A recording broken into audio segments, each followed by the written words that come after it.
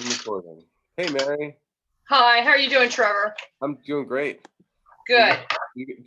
all you have the Vesuvius piece from last week? I'm sorry, I couldn't hear what you just said. Do you have the Vesuvius piece from last week? The I do. this guy? Yes. Okay, great. So we're just gonna finish that one. And I know there's more to it up above, but I feel bad because I can't find it. All I want to do is draw Pompeii wall art. Lately I just love the ancient. I love those paintings from that time. And there's a apparently, none of the work survives, but the greatest painter, the greatest, I can't remember his name.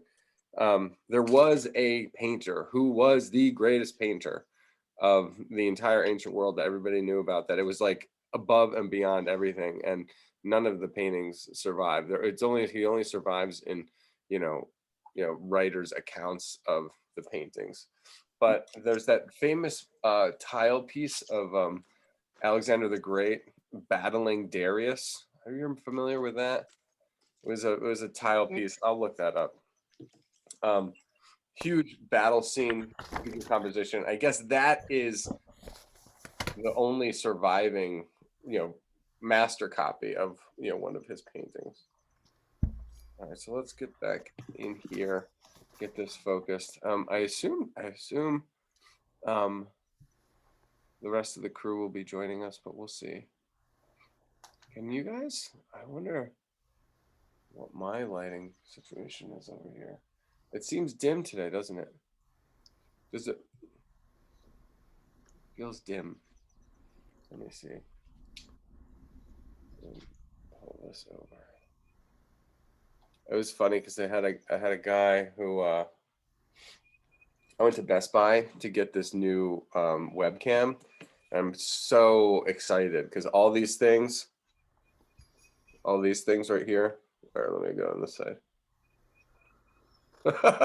All these little notations on the side of the iPad settings, those will all be gone. It's gonna be great. It's gonna be great. And then I guess it's got really good zoom. I'm getting an arm that cranks over. So I have all this LED lighting, and I have a theory that it's not good for you. It's if you videotape it in slow motion, it's a strobe. If you have any of your LED lights, videotape the light in slow motion on your phone, and it's like a super fast strobe, and for some reason it just doesn't seem like that's got to be good for your eyes long term. But I have nothing other than my instinct tells me that's not good. So I have this LED light over here, but I don't like to use it. Gee, that's bad news. We just changed all the lights in here to LED. I don't know if it's true. I mean, it's like at this point, it's a conspiracy theory. But I don't know the answer. There was the guy at Best Buy, really nice kid, Tyler. If you ever go in the one in Timonium, he's a taller guy and really knows his stuff. He's a professional photographer, whatever that means. And he said that the blue lights that are in the workspace in Best Buy were giving his friend headaches, and he gave him a pair of like special sunglasses, and that made the headaches go away. So the light does affect us, I'm sure, in different ways. So, and all this screen time is probably not very good either, but what are you going to do? There's just so much good information. Right. There's so much good information on this little device. I can't even believe it. I think it is leading us to a golden age. All right, let's see here. I'll keep making this bigger. So this is as big as I can get. So it's phenomenal. The simplicity and the just the execution of this one little waving strap. All right, so this is in the right position, so I'm good. So I can zoom back out. You guys can see the whole thing. So it's in either corner, and I suspect that that's part of a arrangement that's above this composition. And I've looked into it a little bit about finding the rest of this composition. I haven't really found it, but I'll look further. I mean, there's got to be a really good book on Pompeii wall paintings. There's like the book on Pompeii wall paintings, and I'm sure this is in there. So anyway, we'll get into it. So it's like there's some greenery along this top up here, and just to give we are going to warm up. We are going to go a little bit quickly, only because I want to get through. I want to get to the Turner, but there's a lot in here to actually unpack. So there's going to be this spiral that's coming up from the top right. There's going to be this spiral coming up from the top left. And that's really kind of like a hangover from the composition that's up above. So it's like it's falling down. But it still works with, the bird and, Dionysus here, the fruit of a loom guy. And then we'll come back into here and we'll sketch the snake, which is awesome. The snake has got symbolism all over the place. It always has been, and it's I've looked down on the snake, for obvious reasons. It's like creepy and stuff, but I mean, it's still here. I mean, it's a real live creature, as kind of as gross as it is, elegant as it is. We'll explore this kind of thing. He's in the snake is in 4 parts. Which is great. There's this black line that's in the middle, and that's framed by 2 maroon lines. And then you have the bottom of the snake, which has, this kind of this almost like, it's like it's the tread that he walks with.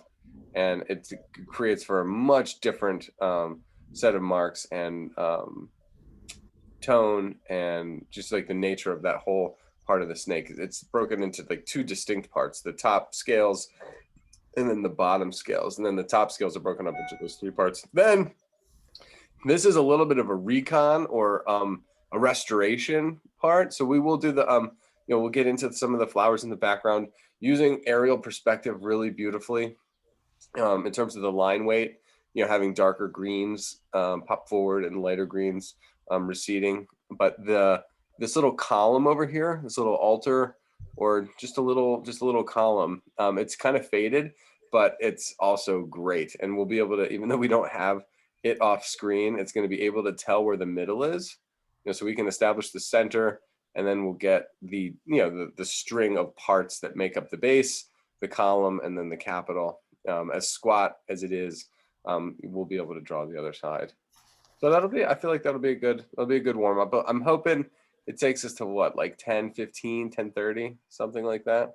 And then we can lay this down to rest and say, okay, we've explored this entire image. But the warm up to the warm up is going to be this ribbon on the top left, and it's a very thin cube, or very thin kind of rectangle that's waving. I actually, I'll do it over here. I talk about kids always love to draw bacon. Like they just love, it's just like they get a kick out of sketching bacon. And on this little side sheet here, you can think about bacon as a cube like this. It's got a thin front, a thin side, and then a broad, meaty and fatty, thickness. And then you just take this same concept and you wave it. And it comes across, and you get the thickness on the front, the thickness of the side, and then bacon, because of its the concentration of the meat versus the fat tissue, it all is rippling at different rates. So that's why when you cook it, it doesn't go flat unless it's fake and bacon. And then fake and bacon doesn't ripple like that because there's no different surface tensions between the fatty tissue and the meaty tissue. And I bring that up because that's essentially what we've got up here. You have we have a clear shadow side of the ribbon. And then the top plane has this beautiful zigzag stitch work. And then the bottom is just in shadow, and it doesn't seem to have as much texture. Let's let Stacy in here. She's gonna be so proud of me because I hit the record button, but then she's gonna be jealous because you're the one that told me. Hi, Stacy. What's up, Stace? Hey, good morning, Morning. Audio's working. gentlemen. You made it just in time. Oh, good. I'm a bit intimidated from last week, so That's all right. maybe I'll watch. No way. This is the easy one. We'll quell all your fears. Okay. Especially Stace, after the lesson that you had yesterday, about the overlapping, this should be like, pretty, not, well, I don't want to say easy, but it's going to be pretty fun. Okay. I'm in. I'm in it to win it. Okay. So the intimidation factor, Stace, I think might come from the fact that you're seeing the top and the bottom at different parts. And the way that I was teaching this youth class yesterday with Stacy was that you wanted to draw the parts of the object that's never overlapped. It doesn't get cropped out at all. And if you check it out, it's the top corner of this ribbon. So you can follow it all the way from the very top. Let me drop this down a little bit. Okay, great. So you get the top edge of this ribbon. So we're going to curl down. So we get the trough, then we get the hill, then we get the trough again, and then it flattens out kind of into like this flat road. But that edge, that top edge of the ribbon never gets interrupted. So if we start there, then we'll get the general flow of this ribbon. Then we'll build the side of the ribbon. Then we'll be able to see where it's twisting and turning. We can get the top and we can get the bottom. And then we can really identify the top and the bottom by distinctly giving them their, the shadow in the middle, and the shadow on the top, and then the pattern on either end. Okay, so let's do this. I'm gonna try, and you can fit it in any position. Let me make sure that I've got, okay, this is where I'm ending. Once you know this, you can make your ribbon go, every which way. Ooh, let's get Max. This is a ribbon. Yeah, it's a ribbon. This Oh, is a ribbon? I'm sorry. I didn't, in the very beginning, I rolled No, out. it's okay. I was late, so you don't It's need the- to even review. No, it's the Pompeii piece from last week. Ah, So we're just with the great we're man. We're just great man, exactly. The great man. Oh yeah. Okay, cool. Welcome, Max. Can I get a thumbs up? Can you hear us? Hey, Max. Hey, how's it going? Okay. Good to see you. Hey, Trevor. Yeah. Are you recording this session? I think so. Yes, he is. Is the red light on? Yes. Yeah. Okay, thank you.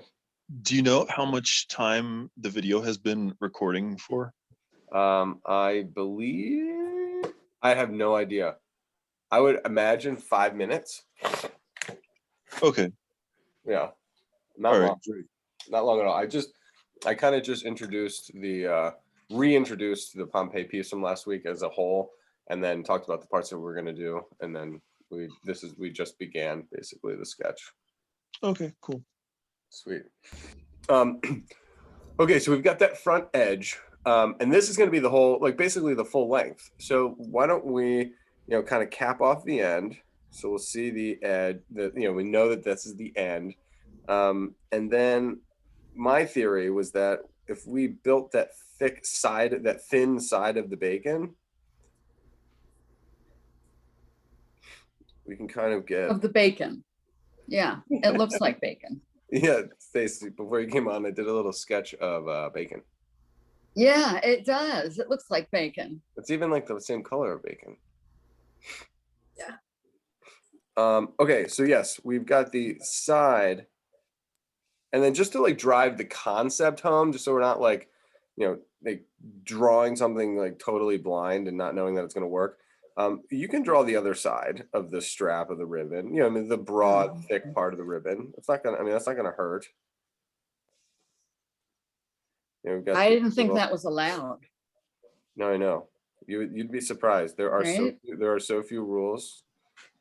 There's only two rules really, and well, 3 rules at Mitchell School. Do you know what they are? Can you recite them? I can. Yeah, Did you care for me to do so? I mean, you can, yeah, if you want. Yes, No. we want to hear them. Okay. Hi, Grace. So, if you could bring positive energy and leave your negative energy so that you're not intentionally hurting, you don't want to intentionally hurt anyone else. Number 1. Number 2 and 3 aren't as important.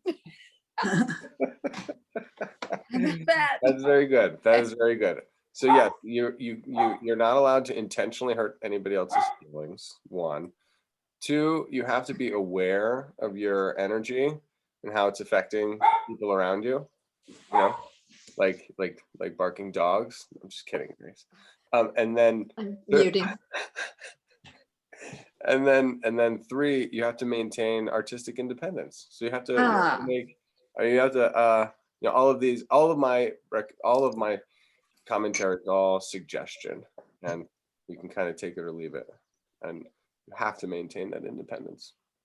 Okay, so my S curve is of the edge of the ribbon is less miraculous, less drastic. So, I'm not going to get this really epic undertone here. You can actually think about the ratio of how broad, the top part, which is the lighter part with the pattern, and then there's a thinner under part, and then another broad light part. So I'm just getting a shorter shadow section in here. But the interesting part is that the back edge, folds over itself, so you don't see it. It passes behind. So you're seeing the top up here, and then there's these little kind of V stitch work pattern. And then the wind blows up, exposes the bottom, and that's where we can use our X direction or the Y direction. Almost like the train tracks would be the Y direction, the X direction would be the S curve length of the ribbon. That's good. And then the wind, then the fabric drops again, and we're exposed to the top of our ribbon, and then it's going to curve up under itself again. And then in theory, if I drop this down, I can actually I can lift it up a little bit. I'm going to see a little bit of the underside up here too. Trevor, could you move the source over to your right and down just a hair? I can't see the very top. I don't know about others of this ribbon. It's off the screen. Or maybe it's off your phone. I think the picture is cut off there. Okay. Do you see the? Can you I see? have to use my imagination. Can you see the black? Is that what you're Can you see saying? the black bar on my phone? Yes. Okay, yeah, that's just Yeah. Grace. This Grace just nailed it. This is the limit of the photo. This is all of the reference that I have. So yes, Got it. Yes, you could use your imagination, or you could just stop the picture.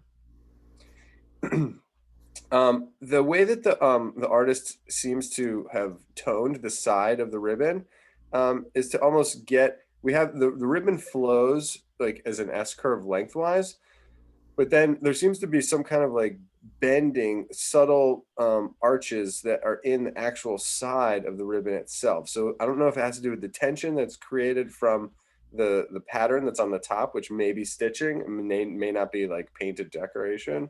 But as I shade the side, I'm going to do it in marks that run like this and it will help, even though it's a unified side that's in a darker tone. It gives a whole nother dimension to the nature of the ribbon itself, and you really pick up some of those curves along the top of here.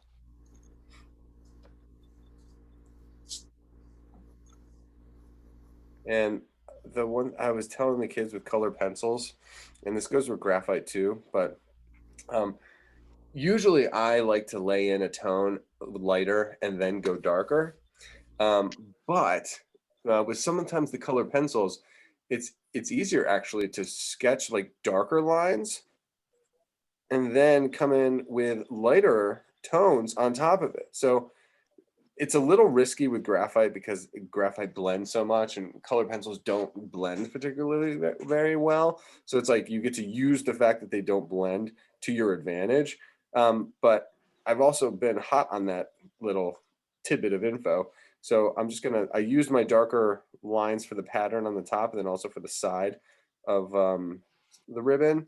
And then I'm just gonna come in with a gentle, light, soft tone on top.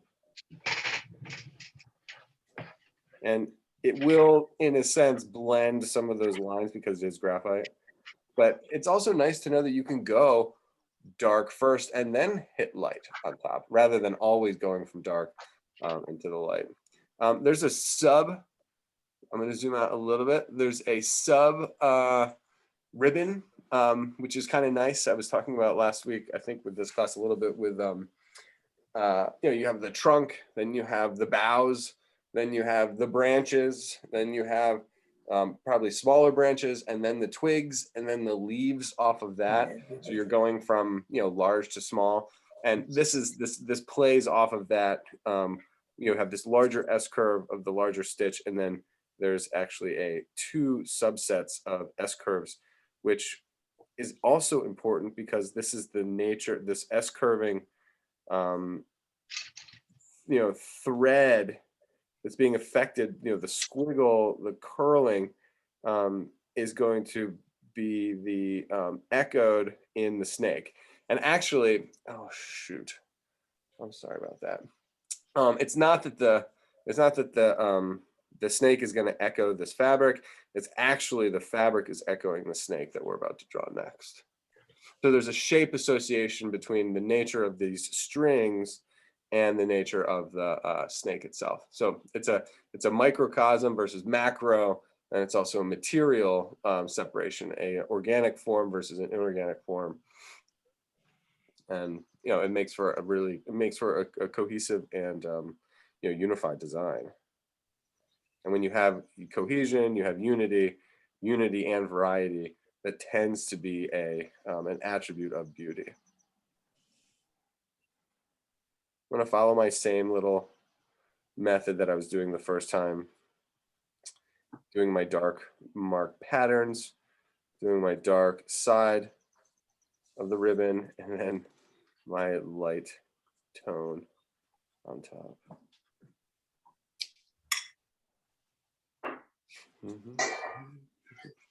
I'm 99% sure that the way this fresco was painted was they painted first the light wash and then painted the dark, thicker, concentrated decoration on top.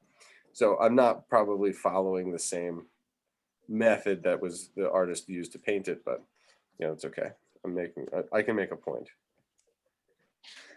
It's just really nice.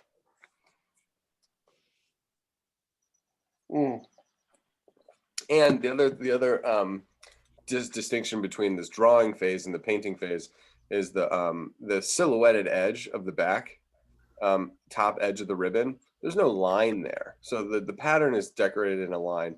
The edge is painted sort of in a line, but the light orange portion of that ribbon, it's just one orange brushstroke up against the white fresco.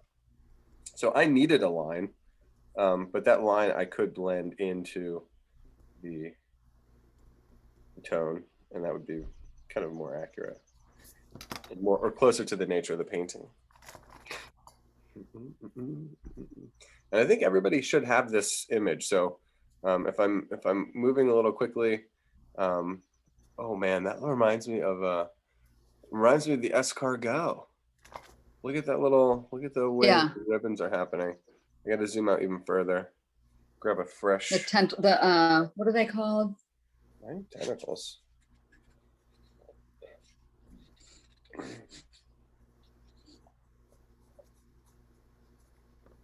I'm gonna put it to the I'm gonna put my theory to the test. I mean, I really hope that the artist did the same thing over here. I think he did, or she did. We're gonna get the top edge of the cube.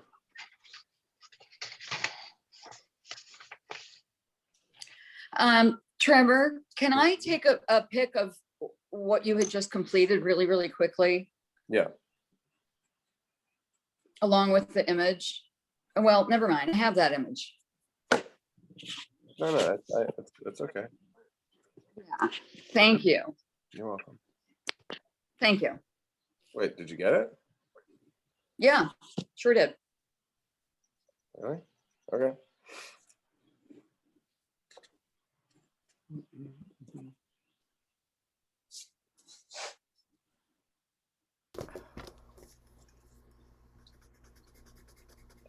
All right, we're zoomed out a little bit more, but I think it's okay. I get the, I'll have you know, a little bit more of the drama. And if you just keep your, oh, wow, that's cool. So I'm trying to figure out what is happening with, it seems as though it's reversed, doesn't it? If this is the top with the pattern, then it seems like the top like transitions into the shadow, and then the underside now picks up the pattern, and then the top is the solid side. So I don't know. It looks like there was a little a little confusion in the mind of the painter, but they can do what they want. All right, so if we go all the way to the end here, we get this like kind of triangular tip. It feels sort of like a snake head, actually.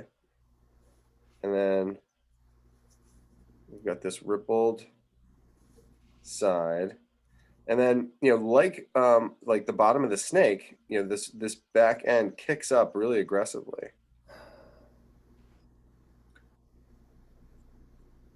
Before it curls into the side there.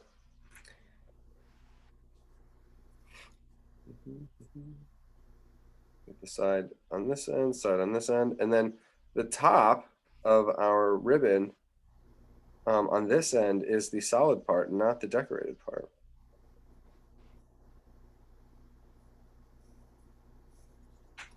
And then it curls one extra time. So if you got to keep it in your mind, you know, top, train tracks, and then this is the bottom. And then you're going to get the side of the ribbon, and then we're back to seeing the top of the train tracks. But the train tracks, you know,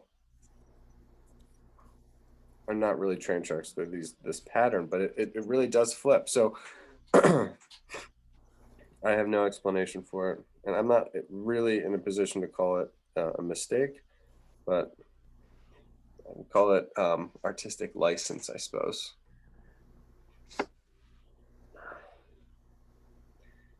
And I don't know the artist's work. I don't know Pompeii paintings well enough. And I you know, and I think in a way, a lot of the wall paintings were kind of like folk art. They were like kind of like advertisements. I don't know if it was in this class, but someone sent me was it you, Steph, that sent me that article? They had the Pompeii paintings, and they had No, I didn't. it was basically a food court, an open air food court. And they had like a picture of a chicken, they had a picture of a duck, they had a picture of a you know, like all the different foods that you could get in this like open air market. This is a wine ad. This is a wine ad, 100% bar. We're going to the bar.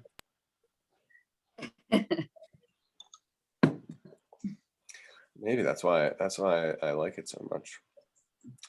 All right, so this end will I'm just going to follow kind of the nature of whenever you're drawing curvilinear elements. You mean you just kind of have to break them down into their straight line components, because it's just too wild otherwise. So I'm looking at these strings as they come off, and I love that the strings are really going to set us up nicely for the snake. And building these, you can always straighten out, you can always curve out a straight. It's much harder to straighten out a curve, and curves get, ooh, nice.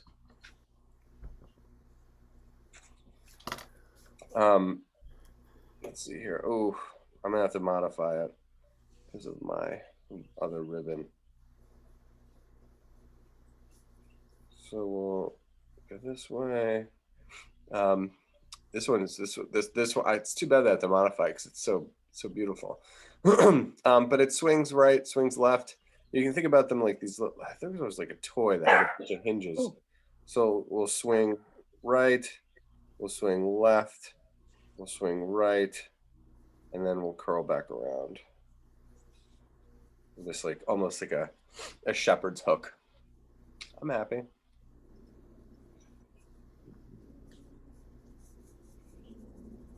So this side starts off with two kind of straight lines, and then all these breaks, all these straight line breaks can be curved out. And I think this is a string, so you want to think about it like it's a string and not like it's a tentacle, not like it's a antenna, like a lobster antenna. I'm picking up a little on a lobster vibe, kind of with the shape of the head and the way that those the antenna come out.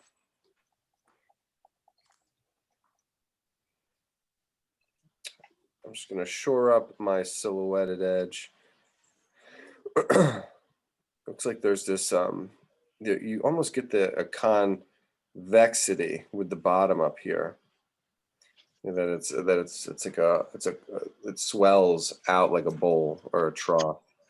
I can smooth that out with a tone, and then the light underside here pops forward because it's it must be throwing a shadow on the top of the ribbon, and then the top of the ribbon quickly lightens up as it gets to the end.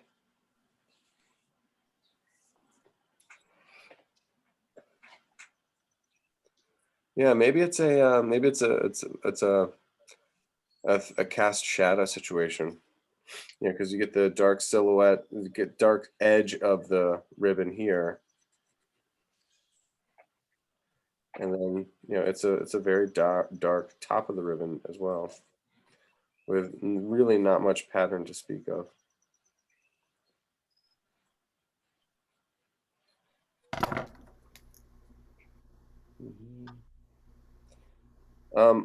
When we get to the snake, the snake is principally going to be broken down into the tread and the scales. So the top and the bottom, the part of the snake that would be on the ground, versus the scales along the top, which would be kind of like the protective non-friction part. And these ribbons on this end are broken down into those two parts, a top and a bottom, a light and a dark. So as you sketch these little strings as they come out, try to distinguish between the darker half and the lower half.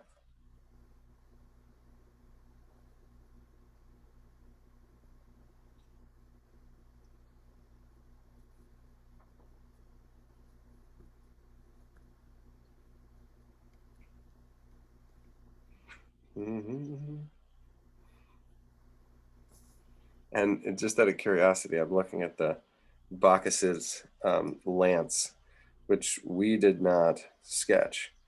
And I'm trying to figure out what that definitely comes above. Let me ask you.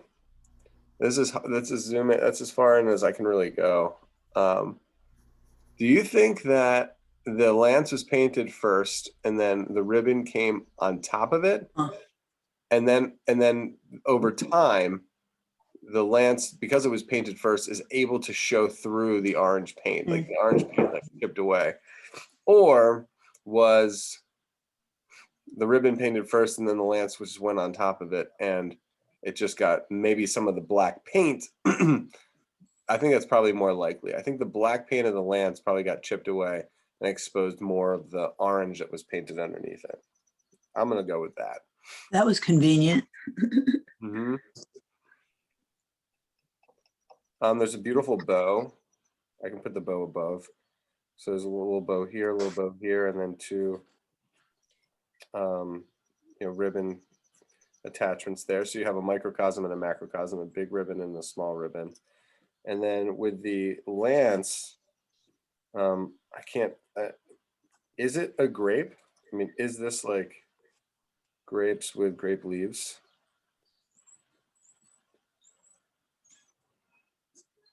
Or could that be horns? It looks like they're grapes. The only reason I say that is because I've been teaching kids how to draw grapes all week, and and I've seen some bunches that look like that one. It could be like a little bronze, but then there's not really many grape leaves on, on the Bacchus himself. So I don't know what that lance symbolizes. Let's see him in, let's see him in context.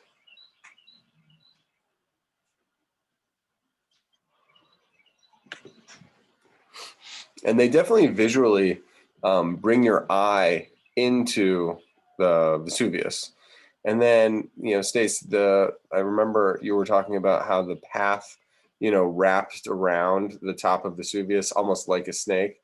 You can see some of the similarities between the top of the path and the side of the path, how they wrap around the dimensions. I think there is a connection between the ribbon and the path on Vesuvius.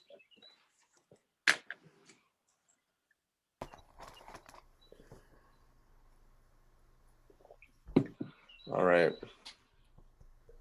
I think 20 minutes ought to do it on the snake. Oh, yes. And now we're primed. We are primed.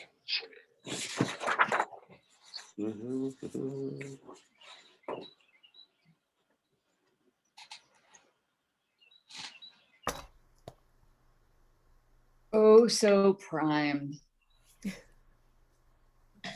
We're primed like Priam. Oh, darn.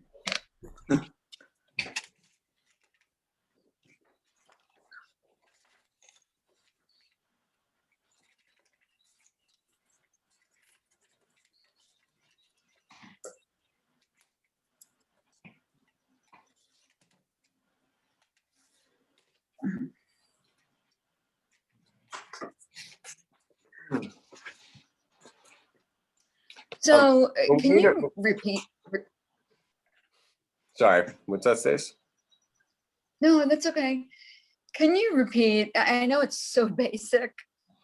What you said about these S curves, you do which part first? The outer curve first?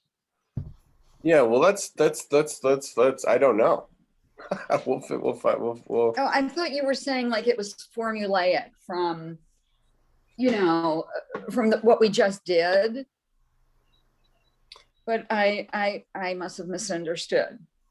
Yeah, no, I think it's going to basically be a. I was watching a video on how to make gold clasps, out of gold cords, and one of the ways that you do it is you basically get this loop. It's too. I'd have to show you the video anyway. So let me just find where the bottom of my snake can go. All right, so here we go. We're here. We're here. Yep. And we're here. All right. We'll zoom in on the snake's head But for our purposes at this moment, let's just use a, we're not even going to do the jaw. We're just going to do the trapezoid of the head. You know, there is this little triangular jaw that sticks out, which, you know, could be helpful. But we need to get the snake's head. And that's, and other than the head, basically other than the head and the neck does get a little bit smaller. But then everything else, the snake is going to start with, you know, narrow at the neck, and then it gets wider towards like the meat of the snake, and then once it hits the widest point, then it trails off and it becomes a lot smaller. So we're basically going to be doing this series of loops, and if you want to think about a river, I mean, if you think about this as a map, like if it makes it easier and less snake-like, imagine that we're actually drawing a map of a river, you know, from a city, and you know, you can just follow the way that the Seine kind of winds through Paris, if that makes things easier for you. The nice thing is that you know, once you have, we're going to start with the black line. You can actually see it right here at this curve right here. There's a black center to the top side. The top side consists of the black line framed out by two maroon lines, and then we have the treaded bottom of the snake, not the dreaded bottom, but the treaded bottom, and the top of the snake is always above, and the tread is always below. You know, on this situation, in this scene. So when we can go like it swoops, it convex to the left, convex to the right, convex to the left, convex to the right, and that reaches the bottom. It's almost like it swirls on this vertical. It almost wants to be a figure eight, but it's like, you know, 3 figure eights, and they're all essentially centered on this like vertical moment. And then once it hits the bottom, it's going to curl up in a big wave, wrap underneath, go up in a smaller wave, down below, up in a third wave, down below, and then the smallest wave, which is the last one. So it's like 1, 2, 3, 4 waves, all in descending order. And that's how this one is made. There's infinity, I mean, in, you know, the way these snakes function. And I was just seeing it this morning because I guess it was like, you know, there's a lot of dew out there, so all these poor, it's like a worm graveyard, and the curb in front of my house, like they climb off and they fall down onto the curb, and then they can't get back up into the soil. So like I was picking up a bunch of these earthworms to get them back in, and you know, they spiral and curl and twist and turn, and it's just a spectacular scene to see. And I can understand the attraction of you know, drawing these things, because it's so different than you know, it's hard to relate to that, you know, way, that almost like that feel of existence, you know, where you could look at a dog and be like, I know what that dog is doing. He's sleeping in front of the fire. You know, we can have that. It's hard to relate to the snake with no limbs. Oh. Okay, here we go. It's 10:18. I talked a little bit too much. All right, so Stace, I'm not going to worry about the top and the bottom just yet. I'm just going to follow Just the middle. Yeah, just follow the middle. You can anticipate the thickness a little bit. So it's got a horseshoe to the left, a little horseshoe to the right, a little horseshoe to the left. And then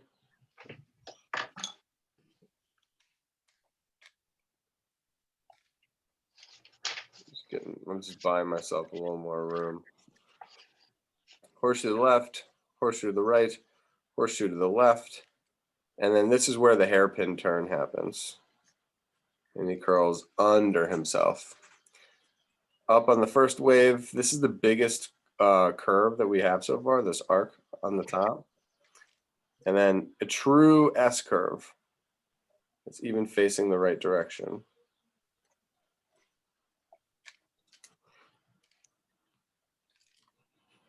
Like a racetrack.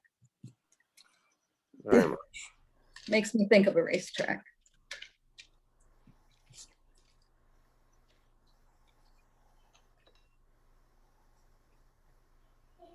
Pretty steep. Racetrack, and also for, I was thinking like a roller coaster.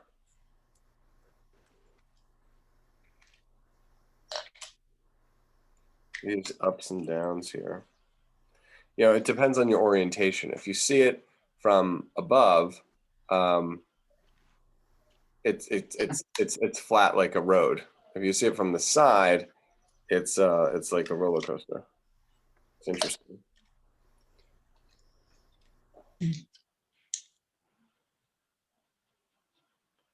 Oh, it's gonna fit on my last little, the last little bump, and leads off into the tail. Excellent. All right, so the what I was talking about before with the ribbon, where I was like, I don't think we should just, this is a lot of moves to make without knowing, you know, what is the component parts of the entire snake. I mean, to draw the whole snake without having drawn all of the elements, it's a little bit dangerous. So the first true S curve, I'm going to work on that and get all of those parts. And I'll show you what I mean. So I'm going to try to get the thickness of the black line, this black tone. And then I'm going to quickly show the top and the bottom of that border. So there's this like red border around the black center of our snake. You know, you could think about it like a left lane and a right lane, if you're thinking of the road metaphor.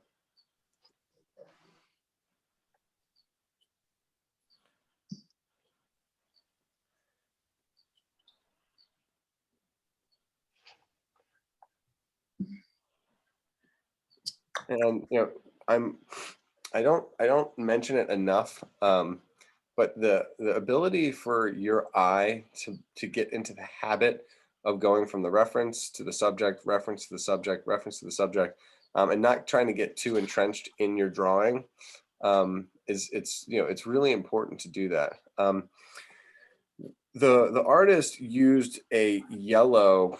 This is the way I think the artist sketched this, by the way. I think they used a blue, a dark maroon line, and then they used a lighter yellow line. Maroon, yellow, maroon, yellow. Yep. And then the top half, they decorated the black center. And then the bottom half, they're doing the tread, which is a series of arches that run this way.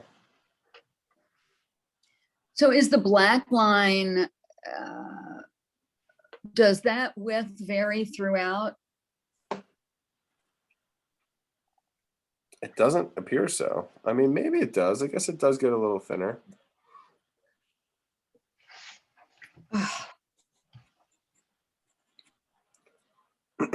But this block that I just built here, this is what the snake is made of. The top half, the black center, and a bottom half with scales. And that's why painting, I mean, honestly, painting is so much easier in some ways. But then again, drawing is a lot easier in other ways. So.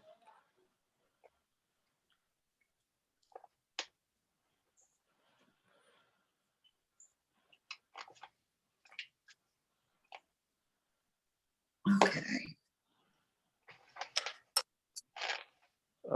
I'm not going to have to overlap, I don't think. But there is a part where it could. And the artist, it's not that they overlap, but they kiss. There's this part where the base of the S curve, you know, kisses the ramp as it goes up, you know, on the backside. Mhm. Looks like the LA freeway or something. Love that. So you have the bottom of the jaw. The bottom of the jaw is going to lead into our yellow portion. And the yellow portion is the scaled portion. And there's a side of me that does not even want to use any pigment at all because of my value range.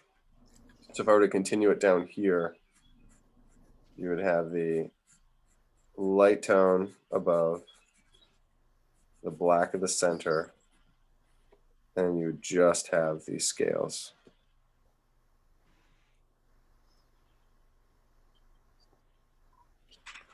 I might go that route.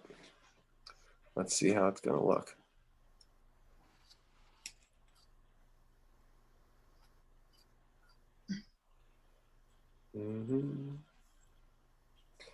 And you know, the nice thing about drawing a subject like this is that even though it's not that complicated of the parts, so you're always thinking this is the black line center, this is the light maroon frame, and so whenever you're making any mark, you know where it's got to be one of those four elements: the black line center, the gray frame, or the scales at the bottom.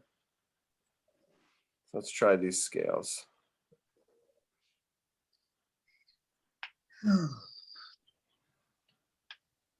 Um,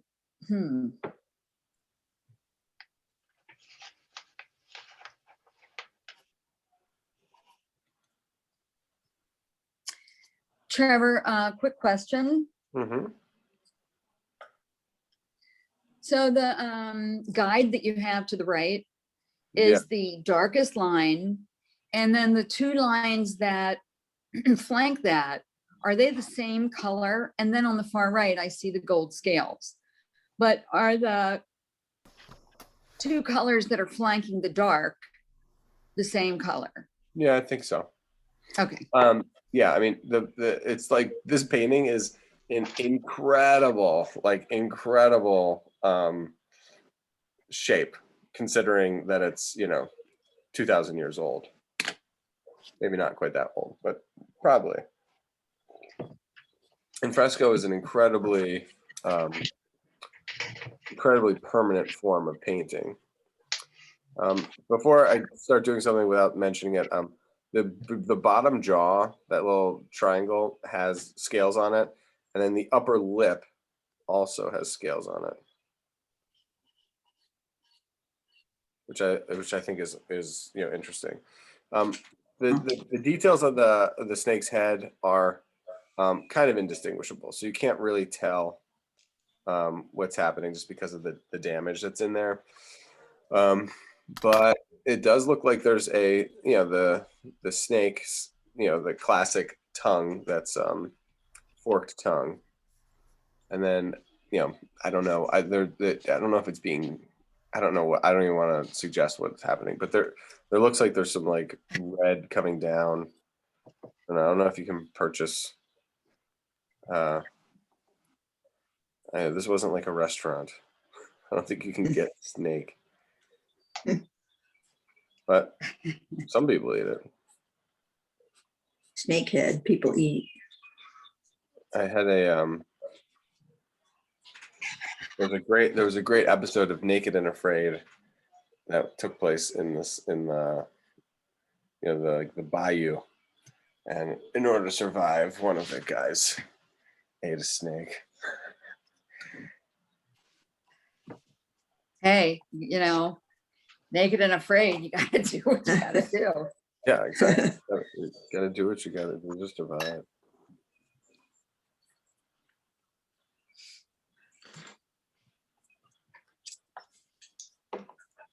All right, I don't think I have any. My system seems to be working. Where I'm trying to like clean up my center line, so I can make that really consistent. If you had one brush, and the brush was like a consistent thickness, That would be a lot easier. Or even like a pencil tip that was the exact thickness. But you know, we're sketching, so the it's a little bit more work in order to get a thicker line.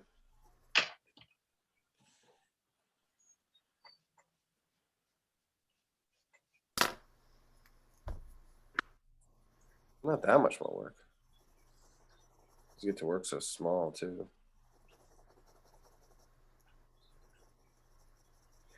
I was saying before that there's a point where the snake is at its thickest, and you know the neck is thin and it gradually gets larger, and I guess it's towards the bottom of this frame here, at the bottom of the where you're kind of sitting in the middle of our snake, and that's got to be the thickest part, because once you get to the top of this hill on the back, I mean, it definitely gets thinner as it trails off into the very tip of the tail, where it's, you know, the point.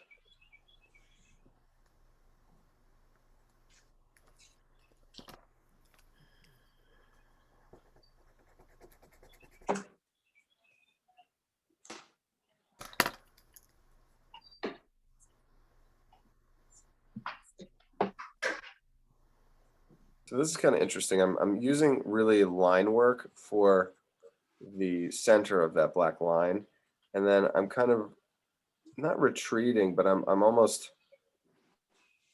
using my tone to do the frame on both sides. It's kind of nice, actually. You know, you have like that solid center, and then I'm, you know, just toning the area outside of that dark center. I love it. You know, it's just a good drawing.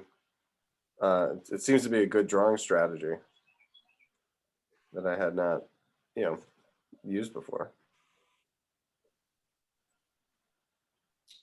It's just such a unique situation. And when you get to develop different drawing techniques for different subjects, yeah, it's really fun. I mean, that's part of creativity. Part of creativity is, you know, manifesting things, yes, but then other part of creativity are developing solutions that you've never thought of before.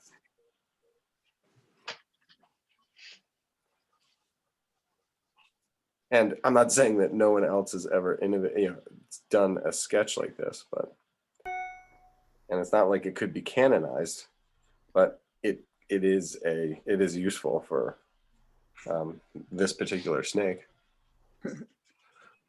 And now I'm wondering if I even need to draw. So I'm on this roll here with the I have my framework for the scales, and I'm drawing a scale, and it's being overlapped by this scale. The scale's overlapping this scale, which is overlapping this scale.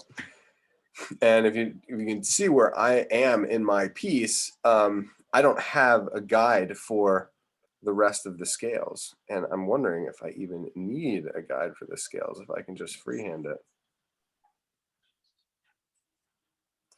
for this bottom layer. But it's also interesting to see how the scales get compressed. Yeah. You know, at the crux of the angle of the curves, and then they sort of widen. Yeah. And they do that. There was a they showed, I think it was on PBS.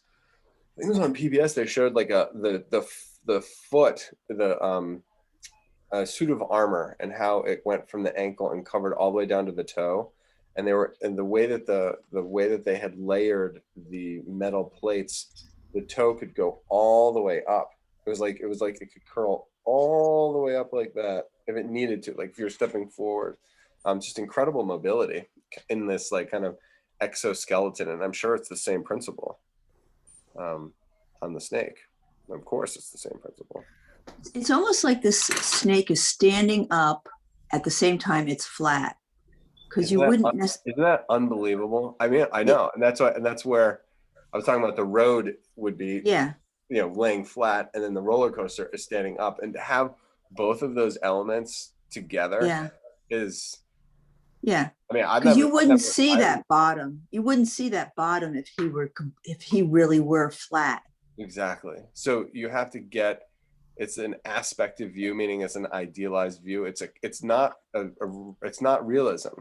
Yeah, This is a symbol for a snake, Yeah. but it has so many of the components, so many of the elements that right, we just almost take it for realism because right. it has so much truth. And then you don't really know whether the tail tapers off because it's further away or because it just tapers off. Nice. So then it has Yeah. depth perception. So is it further Right. away? Is it coming forward? Yeah. Yeah. and Now, so now I'm it, really confused. Thanks, Stephanie. Sure, anytime. You need to be confused, come to me. No, I don't, oh. and the scales take on different identities. It just kind of turned this way. I guess they maintained.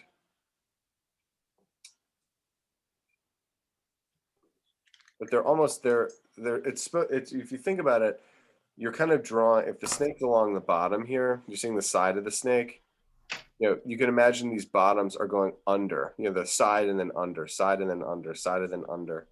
You're seeing the side and then it goes underneath the bottom. Whereas these up here, these would be scales that are like shingles on a roof. And you don't see any of those. There's no representation of the scales on the top.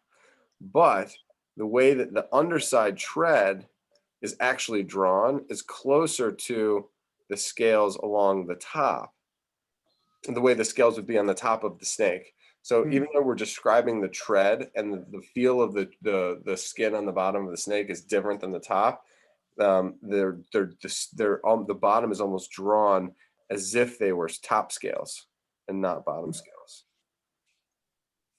And we'd have to have I'm going off of memory of snakes from here, but I mean, in my perception of snakes at the bottom there, they have scales, but they're like long and broad. This is the side, and this is the direct bottom. And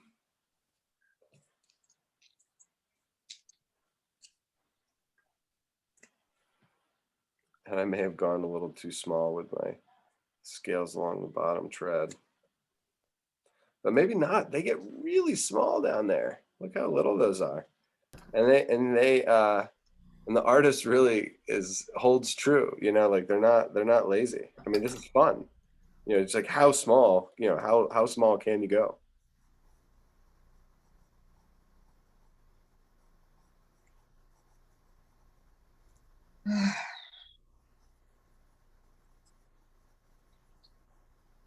All right, then it just disappears into nothing.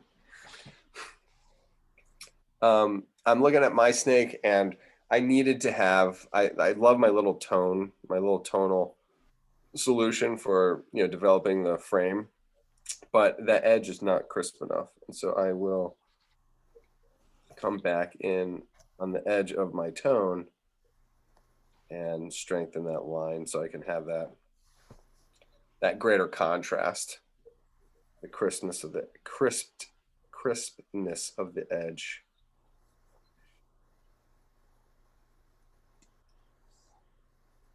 And that's just, again, for the sake of my own drawing, not necessarily copying their drawing. The paint created that, the darks to the paint created the edge in the picture, but we're not using paint.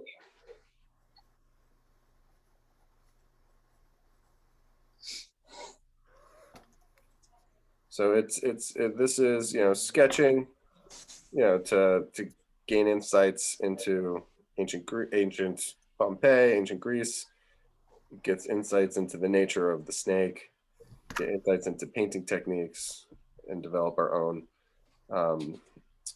skill set as well. This is very math-like to me.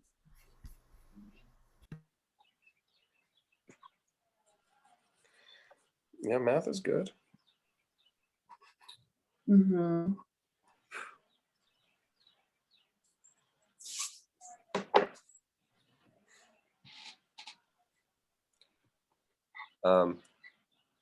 And if you sketch really fast, Steph, you know, there's a really beautiful, you know, this is kind of like the principal fern. And I Mhm, love that mhm. there's little detachment. There's definitely a stem, but then these leaves are like individual brush strokes. And they, the context of the snake in the grass or in the brush um, is nice. Yeah. And I think it does how it has to do with its orientation to the actual composition as well. So like you're saying, like he's simultaneously Mhm, above and below, but he's also mhm. Going through those. going through. Yes, Yeah. he's in front and behind. Yeah.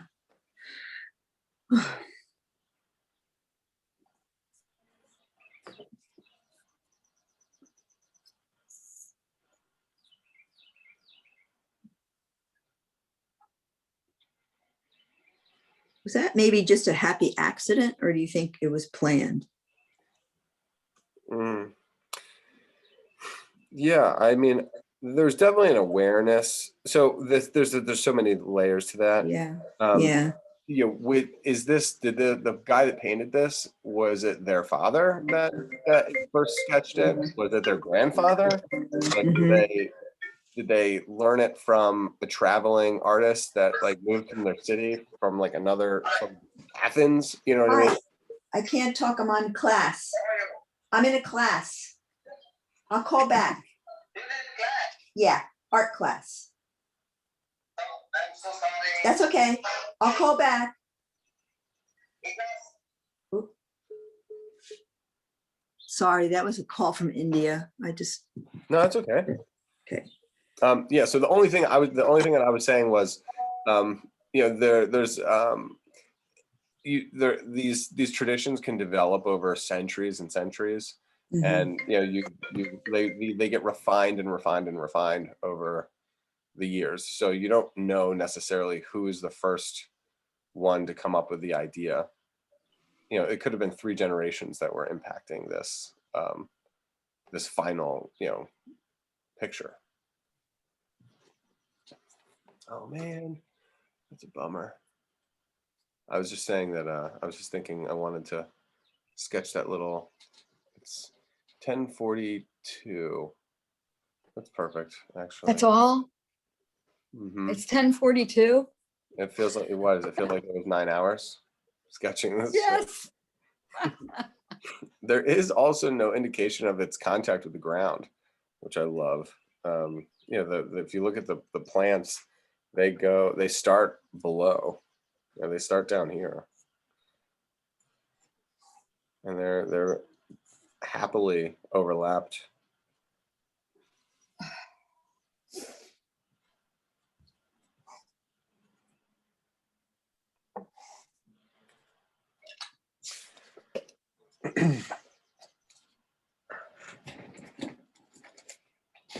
Here it is.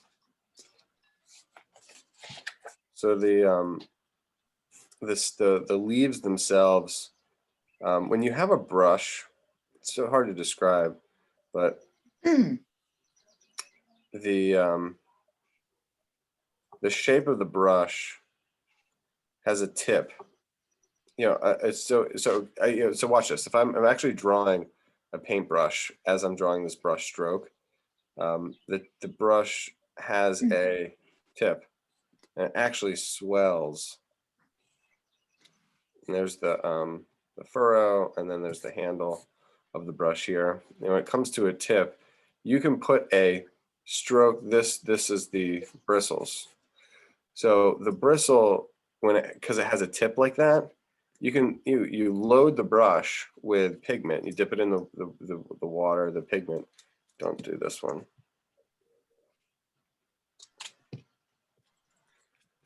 So once it hits the ground, once it hits the surface, you know, the tip of the brush is the first to hit. And then the more you press, the wider that stroke goes. You drag it and then you press down, and these bristles widen out, and they can widen out really far. See how wide these bristles could possibly go? So then they keep swelling out. And then you lift the brush up, and then the bristles come back in, and then you lift it up completely, and what you're left with is the tip again. So this is the tip, and then the bristles get wide, and then you lift up and they come back in, and then you lift up completely and you're left with that tip. Now, if you just take this one brush and you make an S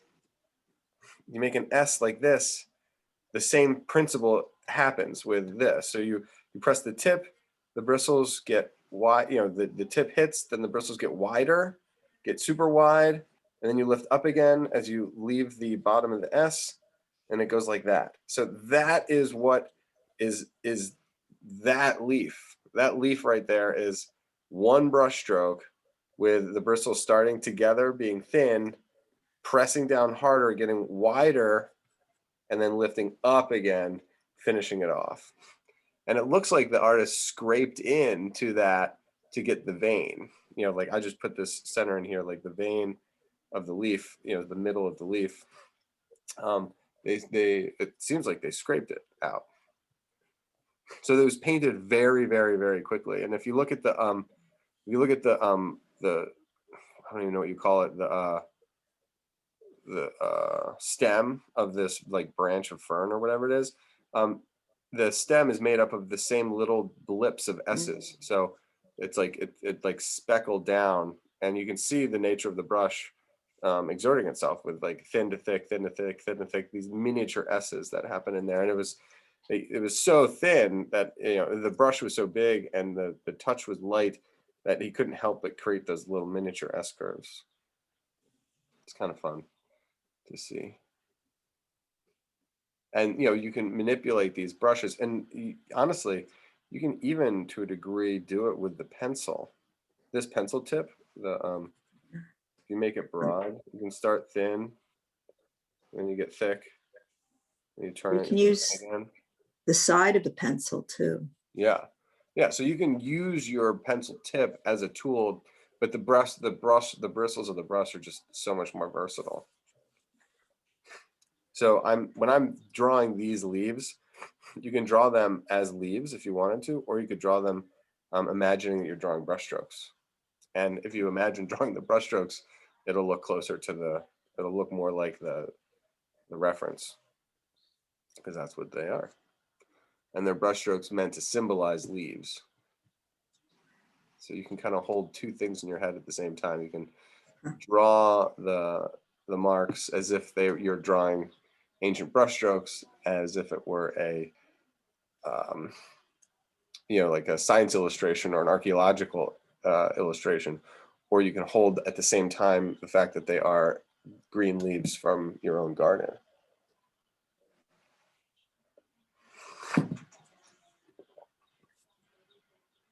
And it's fun to hold seemingly contrasting notions in your head at the same time. That's my favorite pastime. Is to have two conversations, say one sentence that applies to two separate conversations at the exact same time. It's a beautiful thing. You can do it. And then don't forget, we've got our, linear perspective. So these are heavier, darker lines. You got smaller, not necessarily smaller, but lighter marks in the distance. And they really add to the context of the snake in an environment. And, further dimension.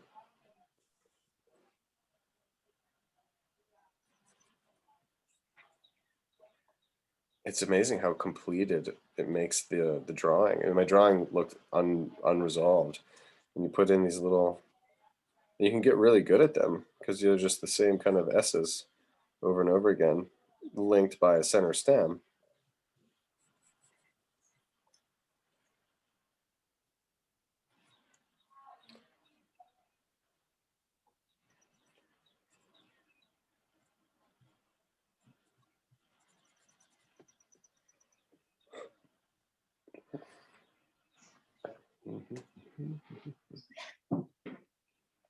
I hadn't done this before, but the edge of the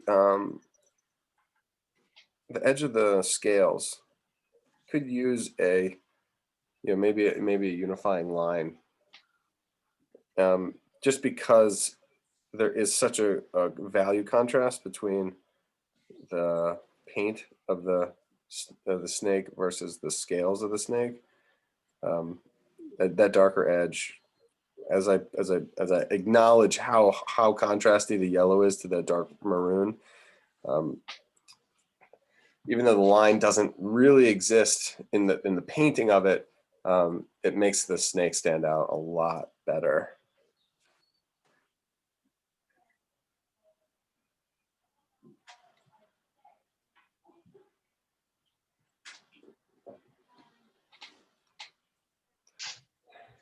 And then the obligatory, you guys can do this restoration on your own, but the I'll just sketch it really small for posterity. You've got the ground plane, and then you find the center of your column, then you get the base, and then you get the transition into the collar of the base, and then you get the column,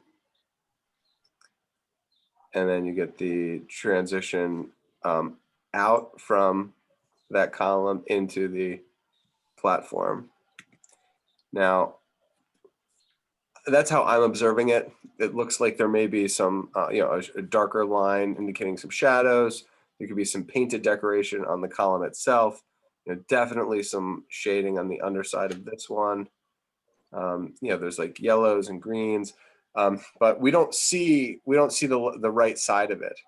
So where you do that is once you have the middle, then you just, you can just like flip it over. And then however far off on this side, you get this side.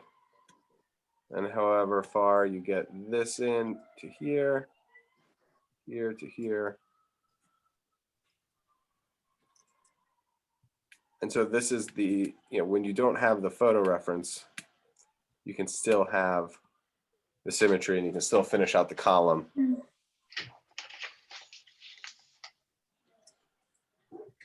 Even if you don't have the intel, because you have the center. And the center is going to be the top of this arc right here, where the arch reaches the very top. Oh, that was the other part I left out. It's flat along the bottom, and we are below looking up. So we do get a little bit of the roundness of the cylindrical nature of the column. And it's fun because we're below looking up at the column, but yet we're above looking down at the dog that's drinking the poured wine from, not the dog, but the leopard drinking from the Bacchus's chalice. So that those types of perspective, cohesiveness doesn't matter. They exist. Each realm kind of exists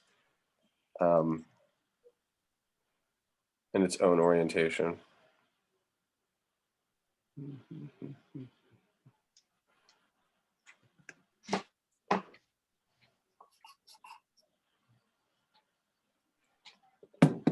Should we do you want to have like a little intermission? That's exactly how I feel, Stephanie.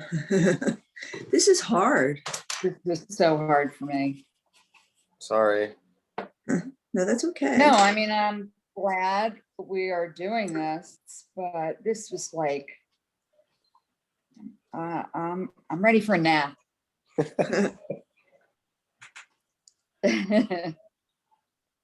God, that felt like a very old thing to say.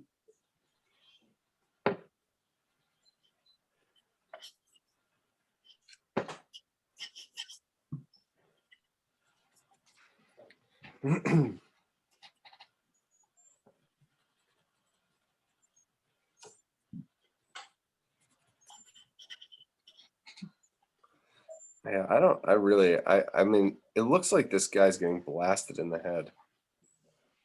Or or like maybe it's a dragon with flames. Like he's like fire breathing.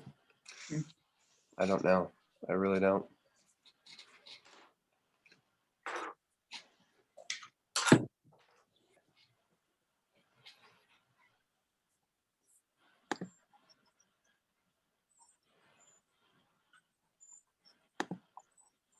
it goes.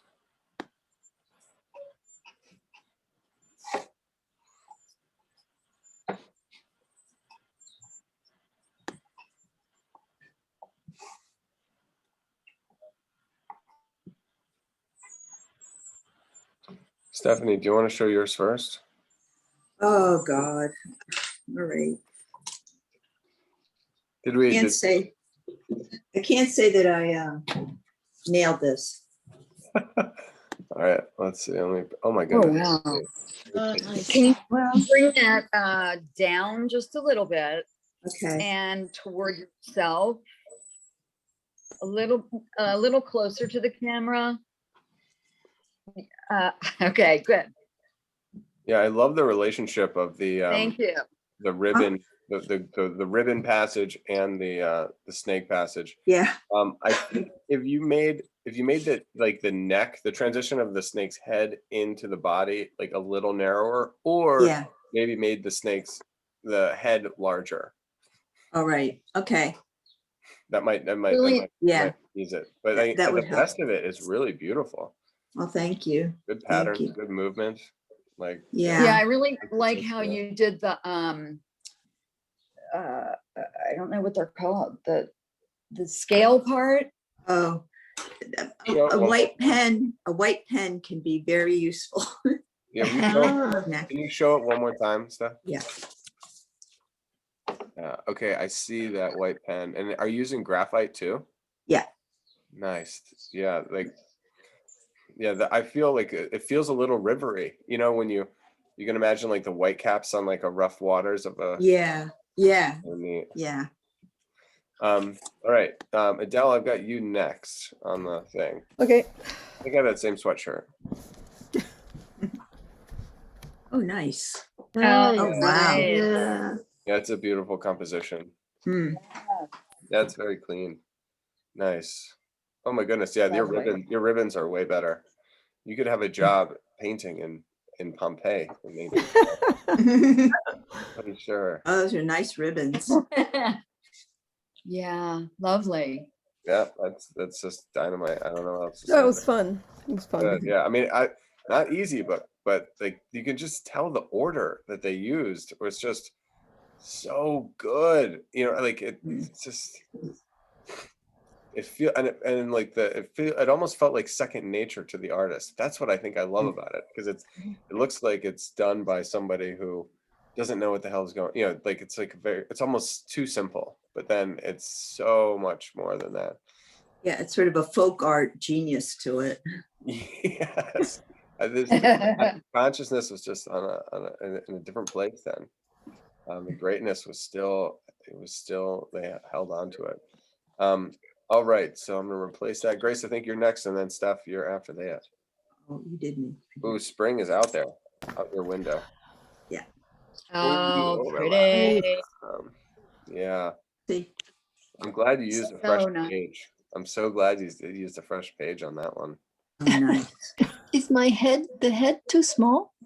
I don't think it can be. I mean, Okay. maybe. Maybe the jaw or something could be a little bit more prominent or something.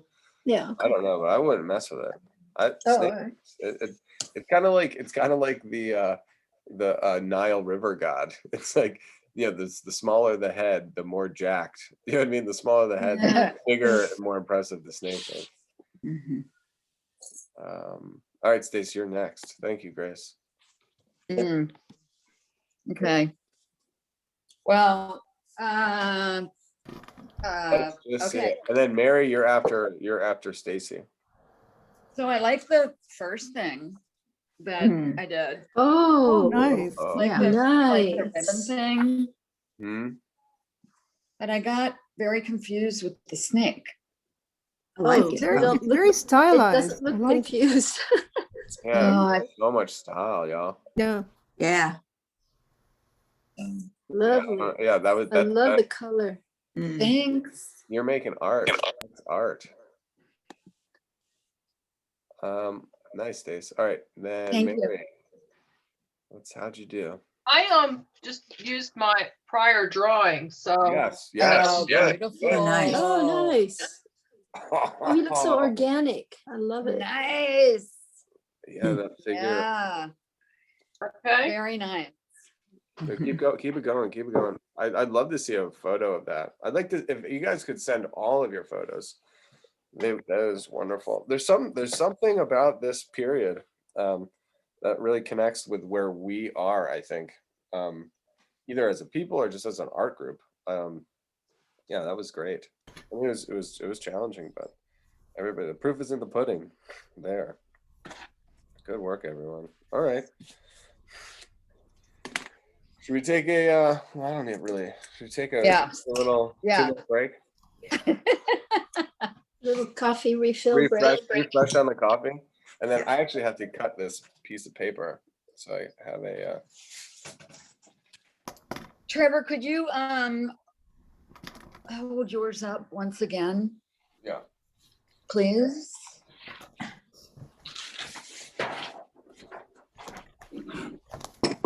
Screen share.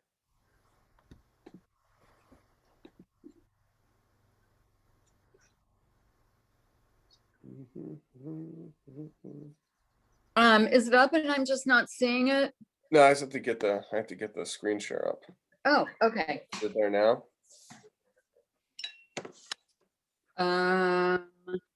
Yes, yes, yes. And if you could just lower it a tiny bit. Let's see, I can. Or no. It's yeah. Thank you. Thank you.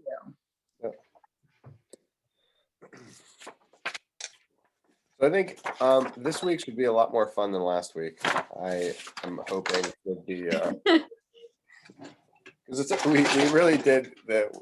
We should probably work on the same piece of paper, I imagine, for the Turner, but this one's going to be about completely different aspects, like completely different aspects.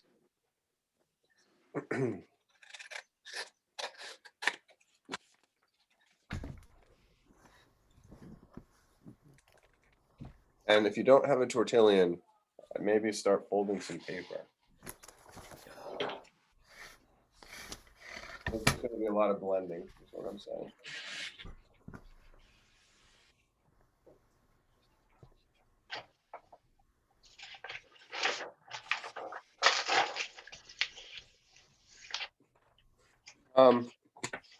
That's what I wanted to show you all.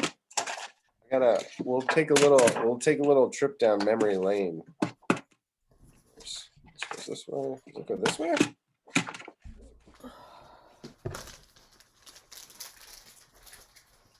I've been organizing my drawings from the last year and kind of cutting them down since I got this new great paper cutter. It's not that great, but it's small and convenient.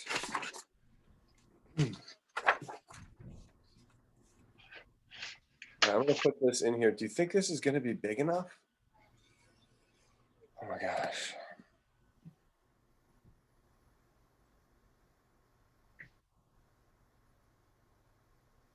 So what I was telling, I think whoever came on first, I'm gonna have to use the reference off screen. So we'll all be using our own individual references, and you'll basically just be able to see what I'm sketching and nothing else. I'm gonna run downstairs. Hopefully this is the right size.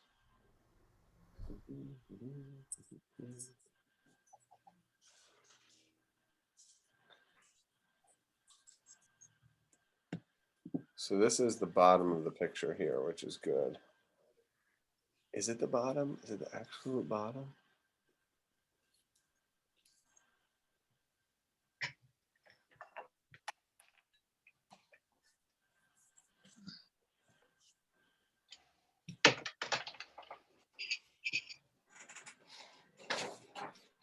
I have a bigger sheet if necessary.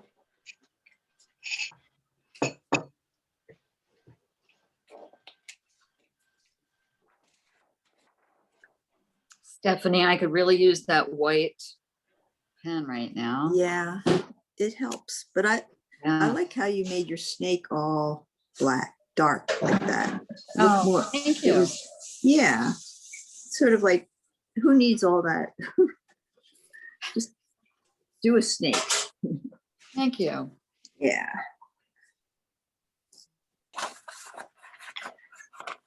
But I run through white pens like crazy. Where do you get them? Oh, I've ordered them from Blick. Okay. Yeah, but I'm actually thinking of going down to Blick soon because I've got my shots and I need a lot of pencils because my dog's eating all my pencils. No, they So do? funny. I wonder if Michael's has those. It's in a They- pen form, you said. Yeah, but there's all kinds of probably forms that you can get in. I have a white pencil that does not work as well. Yeah, But the the waxy. Pen, yeah. But the pen, and then I think there's probably plenty of other sort of, tools that could give you that white, I just haven't tried to experiment that much with it. But they always seem to Yeah. run out too quickly, so.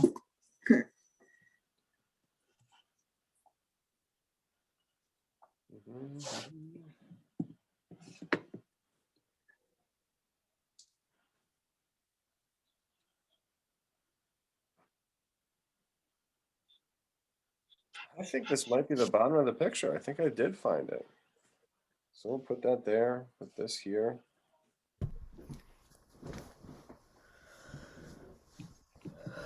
My gosh.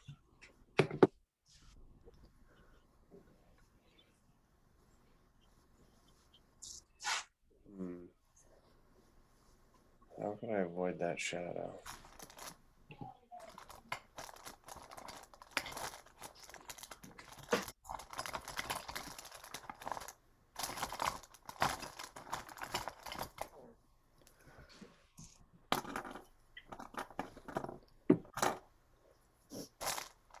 Might not be able to avoid it in that corner, but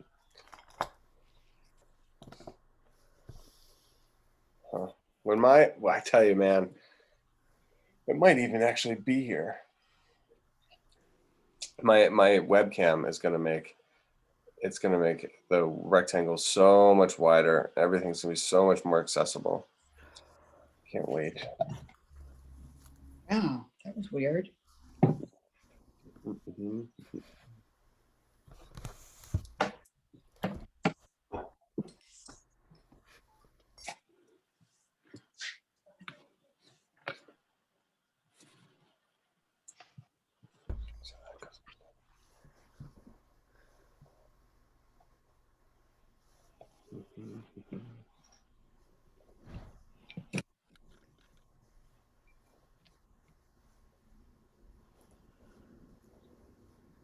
Sorry for the delay.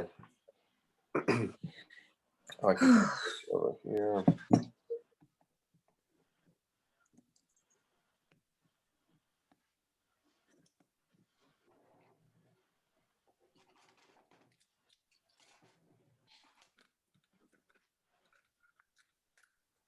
I can't put my tape down yet, but I will shortly. That looks good. That looks good. Let's see, Stace. Yes. That's nice. Okay. Sorry, I didn't know if you were sending something. Oh, thanks. Oh. All right, we have an hour, and I don't think it's going to take much more than that. Let's get reoriented with. I'm going to put a little piece of tape down. Make it not sticky. Okay. So maybe this is where this needs to go. Take this off of here. Turn my screen up really brightly.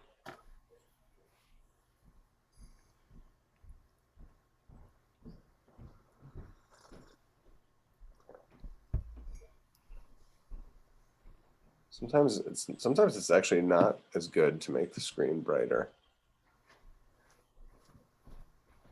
Yeah, I have found that with photographs. you know, editing. Look, oh, did you see do you see the irony? Hold on, let me move it. Do you see the little sun right here? Mhm. Do you see the little sun icon?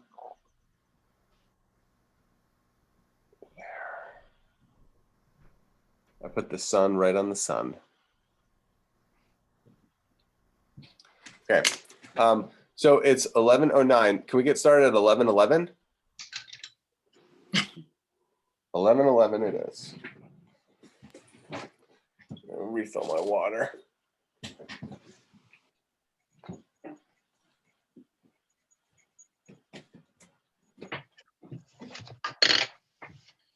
Stay there. It's okay.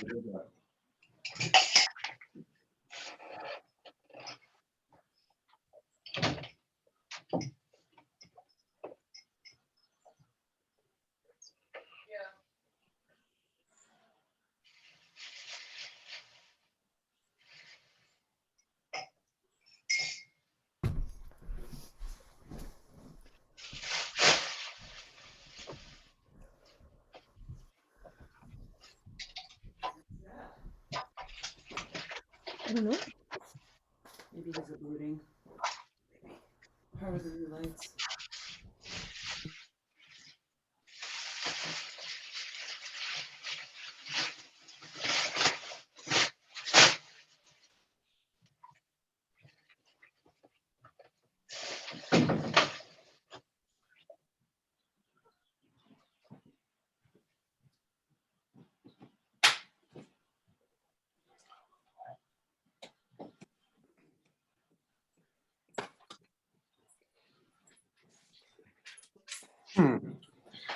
All right, party people.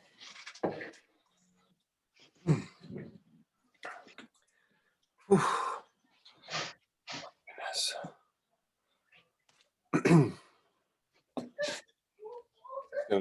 This is gonna be intense. Let's see if did I put this in black and white? Ooh, look at that one.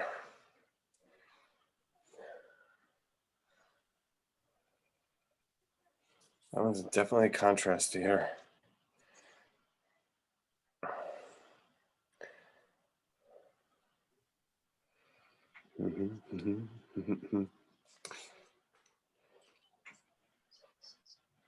Yeah, good boy. All right, so I think this is going to go faster than we might think because we don't have color. And we're not going to be able to, I'm going to leave the color up, but that means we just have to come up with some other, like another strategy on how to get these varied mark making. And let's just talk about like, I mean, I think the main point of this picture at this point, I mean, if you divide the picture in half, I mean, you have really like a nautical scene, you know, with these boats, which we really invested in last week. And then you have kind of the classic Turner abstract, you know, abstract landscape, not a nautical scene, but an abstract landscape. And there's just a lot of components. Now, as far as the subdivisions, you've got the horizon line, which is really going to make a difference because you've got the water, and then and on the left side it's the boats, and then the reflections. This is the moon side, so you can clearly see the moon over here, and then we've got the sunrise on this side. And actually, right now is, I think, about where we are. I think we are actually pretty close to this moon cycle. We're approaching the new moon. I think it's on the 12th this weekend. We're kind of about to start that 48-hour period leading into that really wonderful, the celestial new year, which is going to be great. Very much looking forward to this weekend and the next couple weeks. So yeah, now is the time to plan. Anyway, if you get up early in the morning, you can see the crescent moon just barely. I mean, it's just barely there. I saw it yesterday. I didn't get up early. Oh, I did get up early enough today to see it, but there was it was just too cloudy. Okay, so we've got the sun and the moon on both sides of the picture. And then we have above and below, basically the earthly realm and the heavenly realm. And then we have a relationship between the sun and the moon on a yin yang. So this swells down, the clouds are convex down to the ground with this sun. I believe it's a sunrise, actually. And then that is going to S-curve up into a cloud that kind of creates a dome above our boats. And this distant ship here, it's in its cool nature and it's like low contrast, really does relate nicely to the clouds and the ephemeral light, low contrast of the background. So we've got and it's good to name this. So it's like the sun side and the moon side convex down, and then there's these layers approaching up. We have some radiating lines. We go from like this violet, almost like a red violet, into a high intensity red orange, then into a yellow orange, and then this kind of like light glow up here. How do you transition from yellow into blue without getting green? That is the mystery that the landscape painter, and that's like the skill that the landscape painter is kind of faced with, and it's not easy to do. So that transition is usually like a very neutral warm, and that's what's kind of like happening in here. Like, is it brown? Is it purple? Is it, it's not particularly known, but it's going to be a soft gray for us. So we're going to get like contrast in terms of texture, crisp edges, and then also soft transitions. And we've got a lot of crisp edges down here in the sunset. And then we have another round of crispness up here. And I actually am not really quite sure. I think these represent clouds that are really close to us. And these clouds that are soft or more diffused, it's a different type of cloud and it's further away. Whereas these clouds up here are helping to create this radiating series of spokes that come out. And then also as we've got like an enclosure happening in this really far set of clouds that are back here that are kind of covering up the sun as it rises, that's enclosed by the texture and the clouds that are closer to us at the top, which are convex down. Okay, so I'm going to drop this down a little bit. I don't want you to be confused. There is a center point. They angle down to the right and then down to the left. But my phone, as you come up here, do you see this? My phone is cracked right there. So you're getting a little bit of that crack, and I just didn't want you to get confused and think that was actually something. One of those radiating, the strongest radiating. Yes, Steph? The strongest radiating line from the sun almost looks like it's trying to carve out another sail in the sky. Let me try to see it. See Like that? this triangle shape? Yeah, well, but no, so it starts out, it's sort of a sinister incline. This one? Mm-hmm. No, this, This up here. No, it's to the left of the sun. It kind So of like from center to 11 yeah. o'clock. Oh, this one. Almost dead center.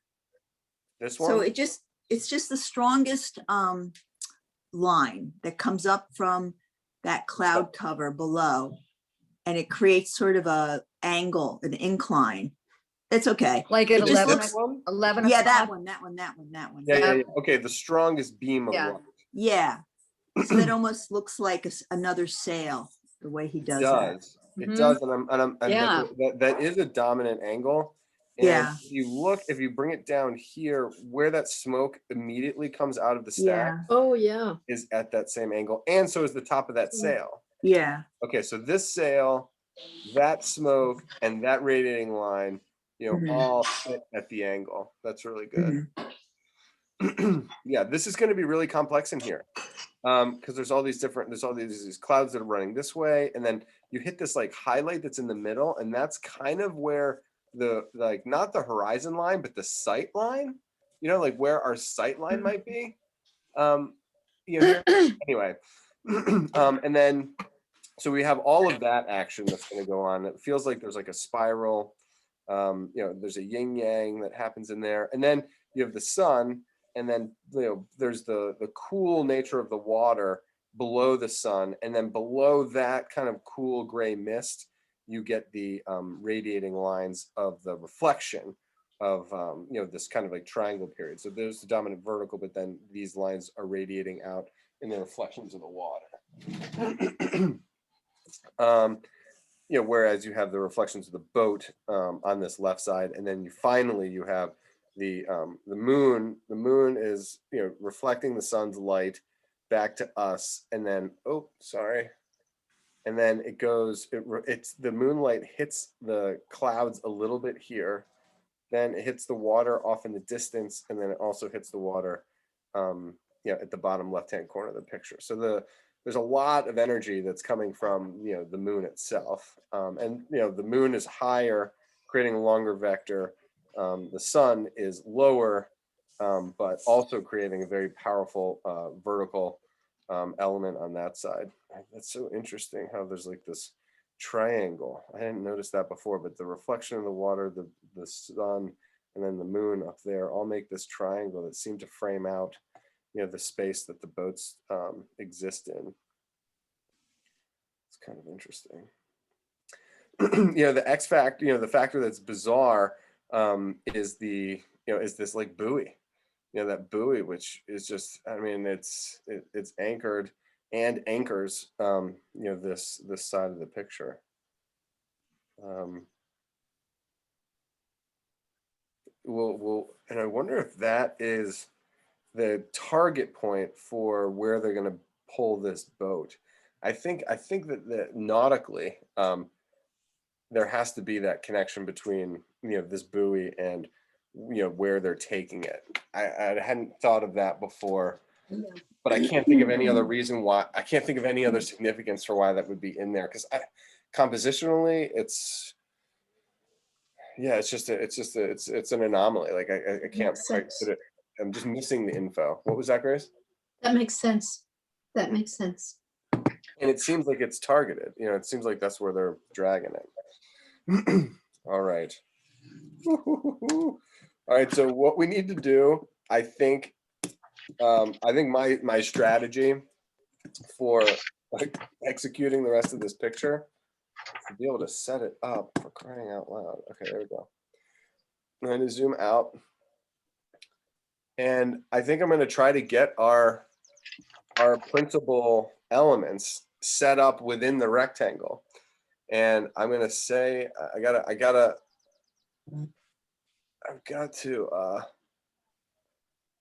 what the heck? Oh, the wind is really picked up.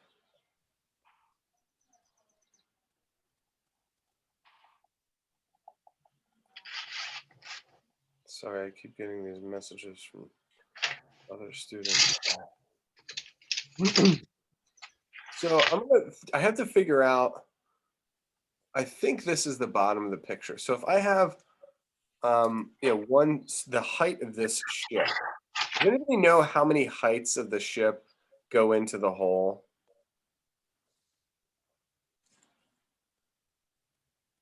I think I have enough room. All right, this is good. So I'm going to plop that there. Now the question is, do I have enough room on the left and the right? How many ship widths? 1, 2.5. 1, 2.5. I'm cutting it close, which is why you want to do it. Okay. Here we go, y'all. Hopefully some of you have already expanded out. I really haven't, but we're going to do the horizontal.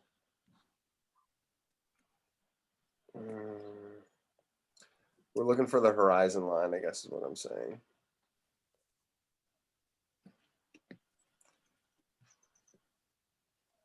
We have the distant ship. This horizon line, I'm acknowledging, disappears into this ambiguity of the blue. This shuts off here. The reflection of the moon. Yeah, I'm not gonna get it. I'm not gonna get it. I gotta move this over. I'll move this back.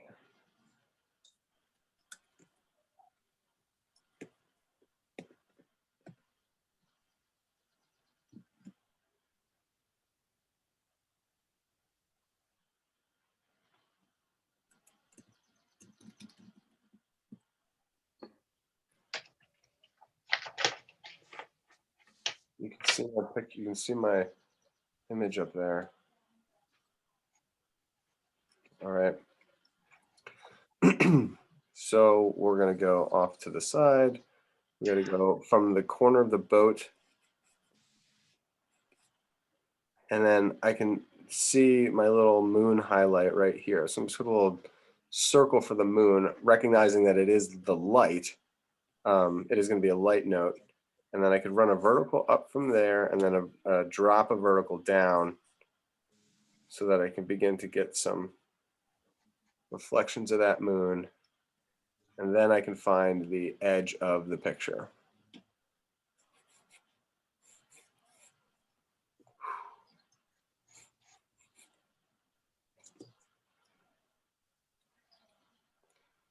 I'm going to come across this end. We found that there was that distant ship, then there's that small sail.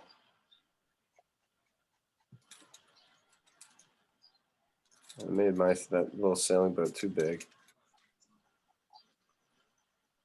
And then more than halfway, was this sailing ship?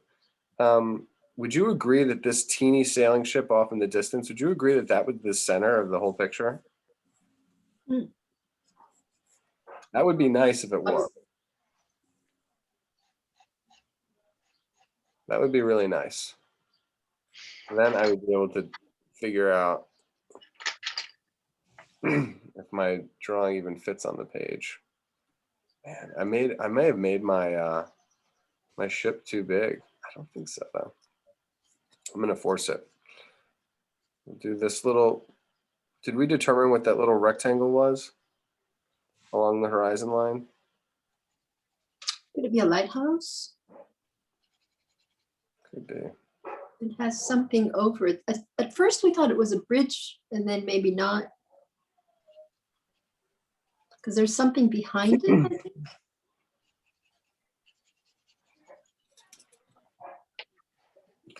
So I'm going, I'm going along the horizon line, and I'm going to attempt to place my main sun, which is actually relatively faint. And then, as if I were Edvard Munch, I'm going to draw the column. It's almost like this. It almost makes like an I, like a lowercase I. You have the sun, which is the circle that gets us situated on the right side of the picture. And then there's a main reflection of that sun that's just a column that goes all the way down to the bottom.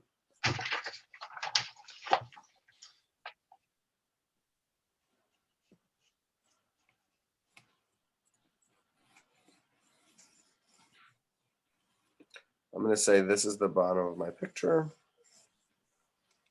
And then there's the blue region, which is faint below the sun.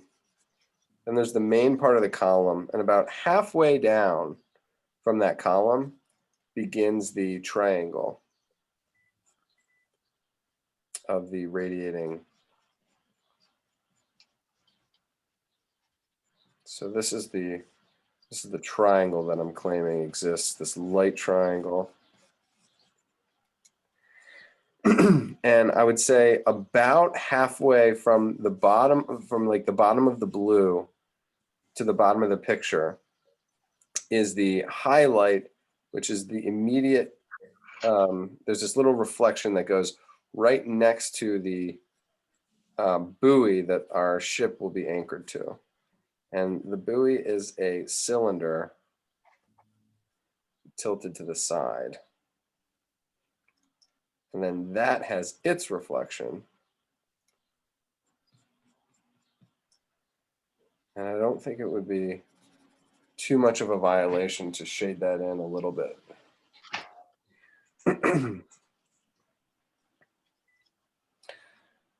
We've got our sun, we've got our reflection, we've got our cool blue region. Now, the center above our buoy, you get we're trying to figure out. We don't know what it is, but you know, there could be a bridge. It could be a just the shoreline. But either way, it makes a triangle. You know, an angle radiating, almost radiating from the sun. And it gives us some vertical elements. That's how you kind of know its architecture, is whenever you have vertical notes. That's the telltale sign of architecture. And I just want to make sure I have actually enough room for this architecture on the side, the continuation of the blue mist, and then I'm just developing more, collecting more data. We have the bottom of the bowl of this set of clouds.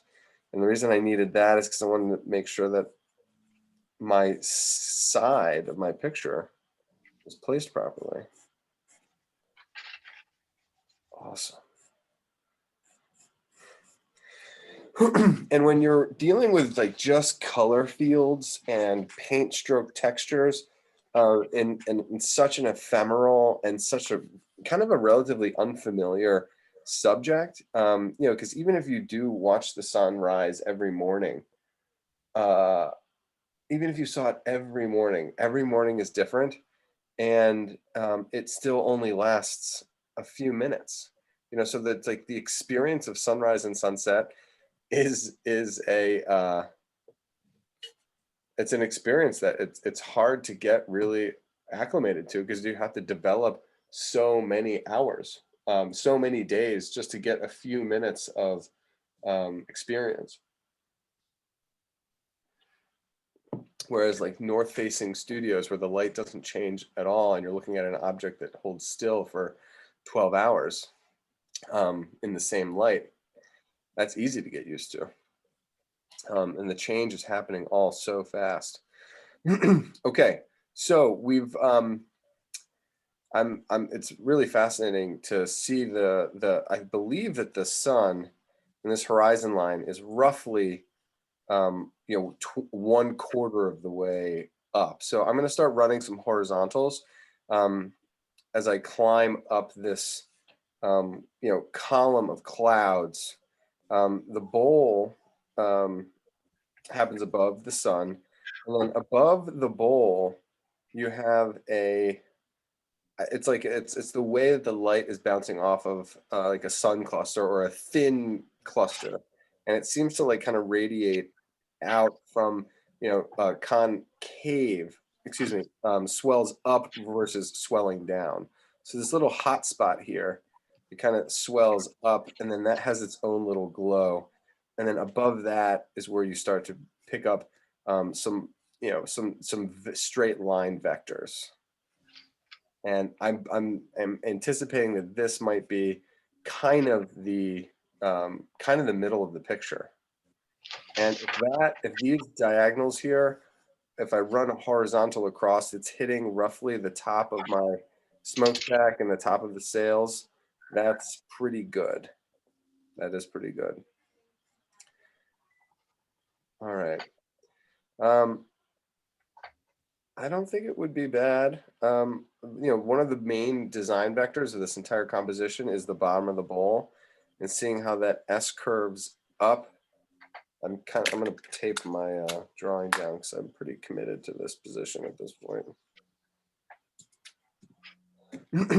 We see the yin yang S curve heading from below and then climbing up, really dividing the clouds above here as far as the gray zone and the light clouds, the white part of the mist. And then finally the sky. That's the other thing to consider, when we're making this picture, like the sky is blue. The sky is the blue backdrop. Everything else is, misty, ephemeral material that's being lit by the sun. If there was no, if there were no clouds, the sunrise would look a lot different. We're seeing the blue of the sky and the sun rising and lighting all of these clouds from behind. So I am in my own sketch here trying to clarify, what's in front of what. And I've got these wonderful white clouds, and then I've got my blue skies. So, ooh, that was not in the right spot. My clouds have got to be bigger, so then my height has got to be taller. I tried to drop my side of the picture where the moon was instead of on the side where I was originally oriented.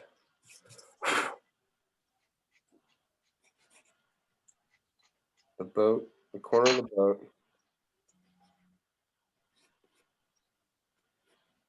Gray clouds. White clouds are bigger.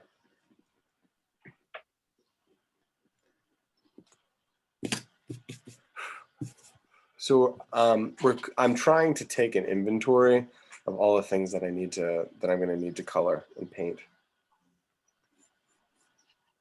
White clouds, blue skies up above, sun, orange hotspot. And here's another introduction of another concept of the yellow hotspot. Yes. One of the fun things that I forgot and forget, but remember when we made the circle of the sun, and I think I think it was Bethany, pointed out that there's a semicircle above it. It's like almost like a second arc, this hot pink salmon color.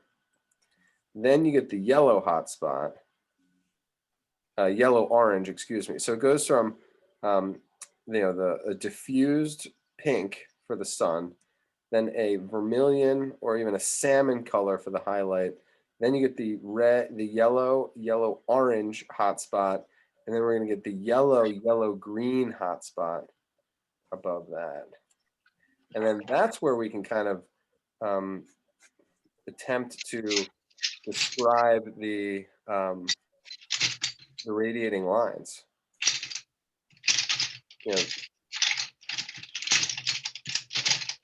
Peeking through these clouds. And then almost like a firework display of explosions. You get these like the thicker chunks of clouds that are close to us that almost feel like they're raining down. Wow, nice.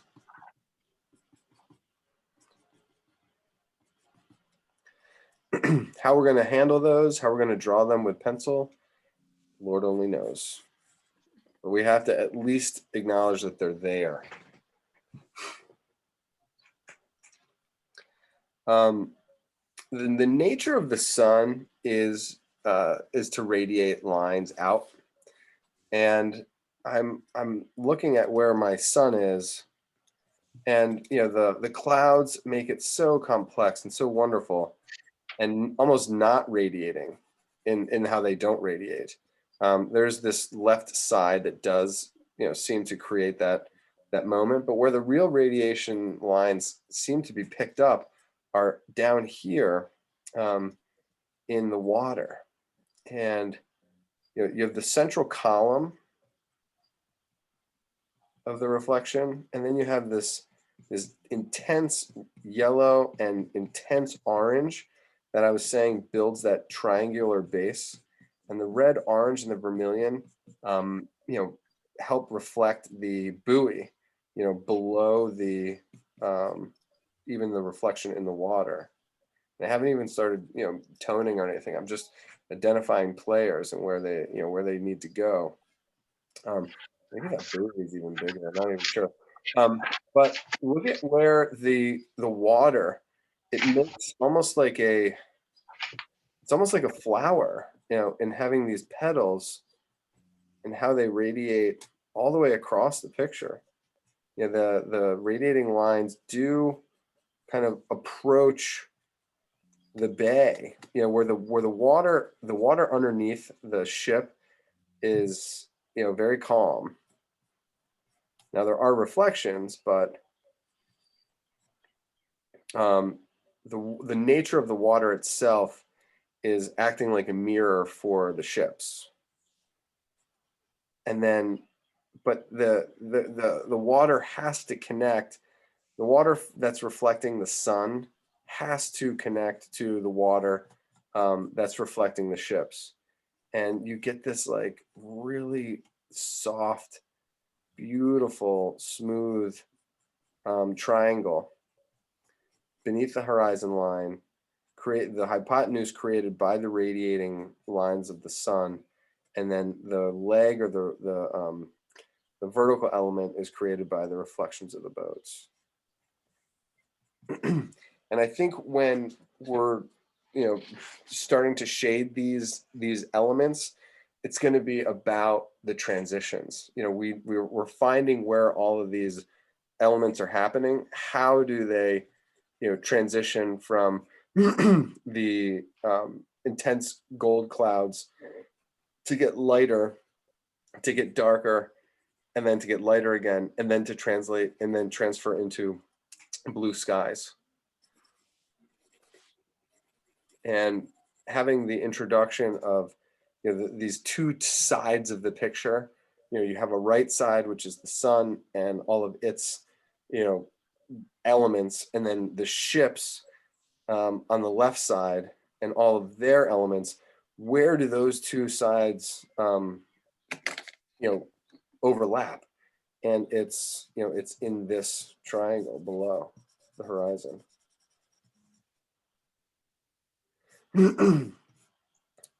And I had not even seen that as its own shape before.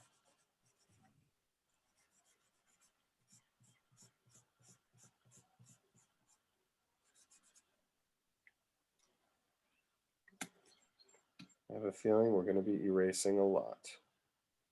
But not erasing because we're made mistakes, but erasing because it blurs the lines and it eases transitions.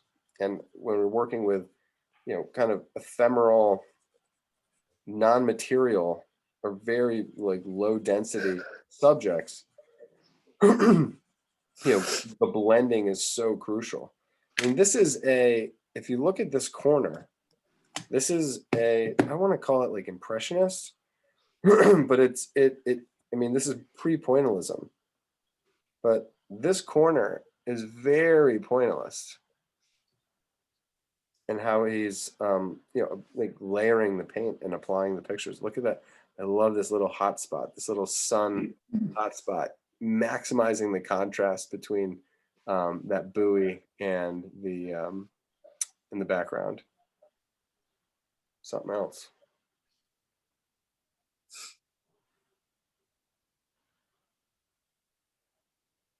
So the anatomy of the buoy, you have this, it's almost like a tree that's been sawed. So this is the middle, and then you have the rings of the tree, and then you have the tree stump, which is sticking out of the ground, and the water line that is comes near the base, but it's hard to tell the difference between the wood and the water.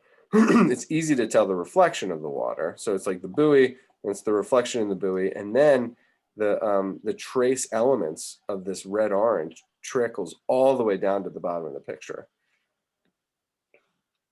And then of course you have this bright highlight right at the left side, really aggressively silhouetting the left side of that buoy.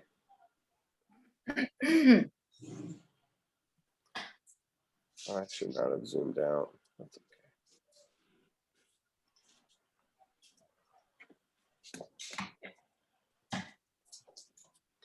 So we're almost there. We're gonna come. I'm gonna finish this left-hand side of the picture, so I have the top, the bottom, the left, and the right, and then I think I'm gonna zoom in, and we're just gonna work on the sun and how it's reflected in the water. And I believe that by doing that, we'll be you'll be able to take all of those principles and fit them into the left side of the picture. Where the sun is reflecting, or where the moon is reflecting, rather.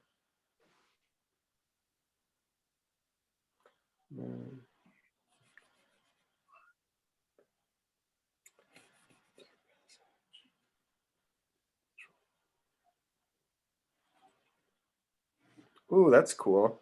There's something in the water. I don't know what that is. It's a little rectangle. Below the reflection of the moon. It's like vignettes. It's like part of the vignette of this corner. The biggest thing that we have not yet sketched, which we have to do, is the smoke. And now that we have this radiating line, you can then get the kind of the shaft of smoke that starts. You can see that it wants to go vertical, but he's moving so fast that it's pushing it back. And then as the smoke diffuses, it's going to continue to go back into space. All right, so that's like the cloud of the smoke is huge. And then I ran out of paper last week, so the need to give the masts is pretty important, actually, because remember the very center of the boat, the top pointed, the Kate Blanchett and Leonardo DiCaprio moment in Titanic, whatever that part of the boat is, it's going behind the smoke. And then we have 3 main masts that have all of their cross beams. And I think we figured out that they were light masts up against a dark background. So I'm just going to go off of my last drawing. Hopefully I'm not wrong, to kind of trust myself from last week. I question whether you would really see these kinds of reflections based on where the sun is. I mean, I would say, I would say 100% could not. This is an imaginary picture. But it's what artists always do. It's like you deviate from the observed to communicate the truth. And it's kind of like it's the same thing with the snake, Right. There's nothing untruthful about the snake, but there's very little that was directly observed. So would you call this aspective? If anything was observed. Would you call this aspective as well? Completely. I mean, Okay. think about all the things that are being captured in the frame. You have the sun and the moon, Yeah. you have warms and cools. You have the heavens and the earth. You have the old and the new. You have the transition of the ages. You have the starting point. You have the ending point. It's got it all.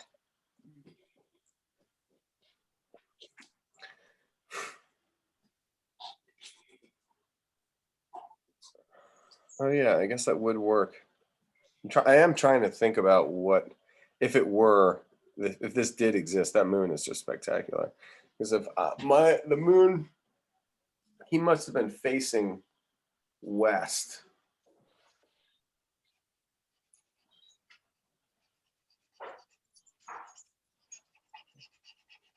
So then, would it have to be a sunset? Yeah, if he was facing Oh, west.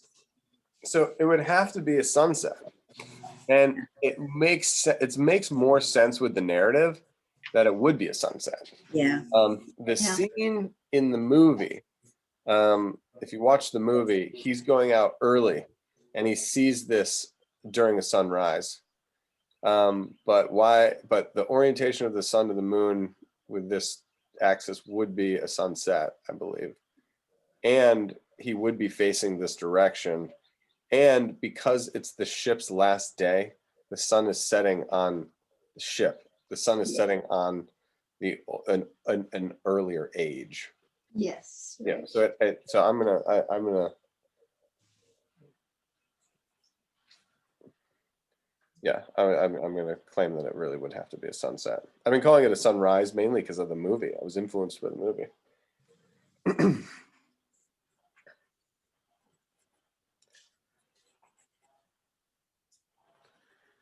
And that would also be, I mean, that would also not be untrue in the sense that, say he did see this event happening and it was a sunrise, it fits the painting better for it to be a sunset. So he's creating he's not, again, he's deviating from the nature, from the observed to fit the commentary.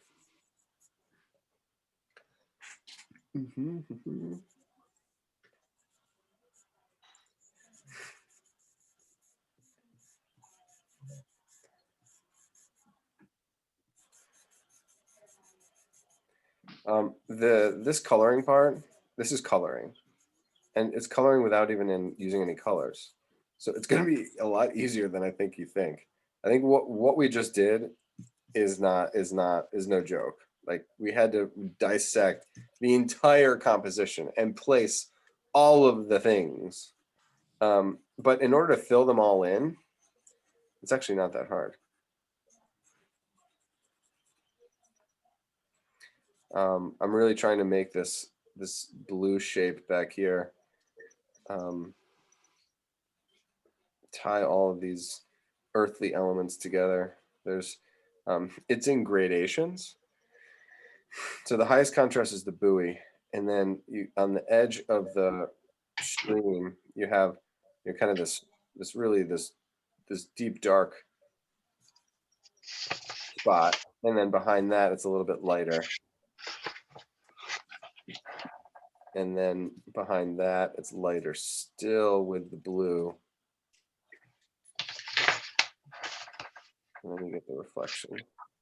So the sun, I feel bad for even drawing the sun, whereas you have to tone around the sun in order for it to kind of read. But it's the color that makes that stand out. So maybe you do have to increase the contrast.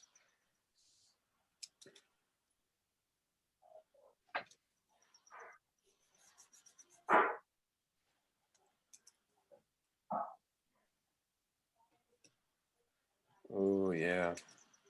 I'm really going to try and protect the semicircle that's above the salmon reflection. I'm just going to call it.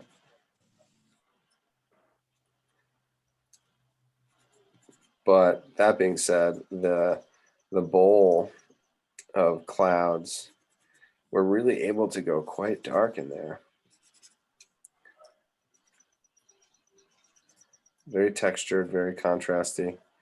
And then the yellow hotspot, the yellow orange hotspot, it's a little bit bigger. That's a lot softer. I mean, the whole thing is in a lighter value, meaning it doesn't go as dark.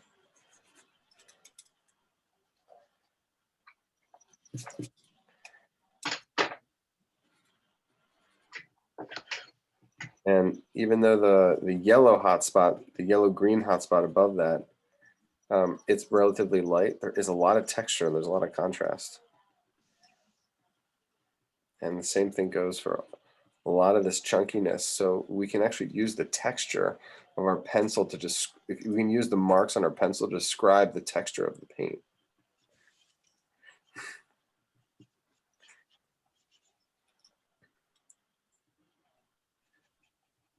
And I did that inadvertently already a little bit.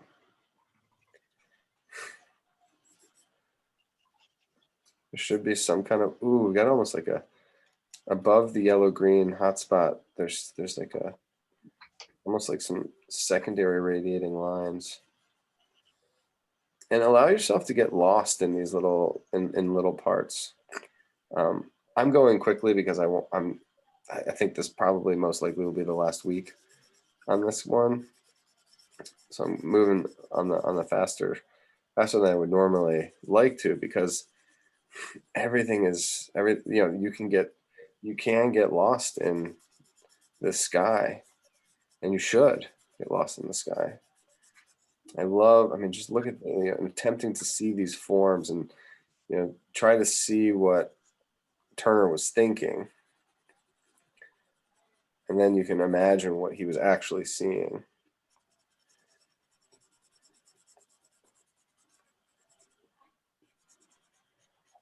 Yeah, this is so aggressive, these lines in here, but the beauty of pencil is that you start aggressive and you can diffuse it. I'm going to increase the silhouetted edge of my smokestack, and I'm going to see it kind of like I guess more almost like a cylinder in the body of it. Yeah, almost like the way that I was sketching the brush earlier. I was talking about the smoke feels like a paintbrush to me. And then it starts to get diffused out here. The light gray bottoms of the white clouds.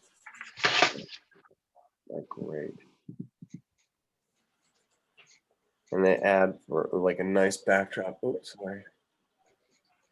A nice backdrop for the white masts. Again, so much easier to handle if it was paint. So you could just lay out this gray and then put the paint right on top. Instead, I have to use my eraser and pull out the light masts.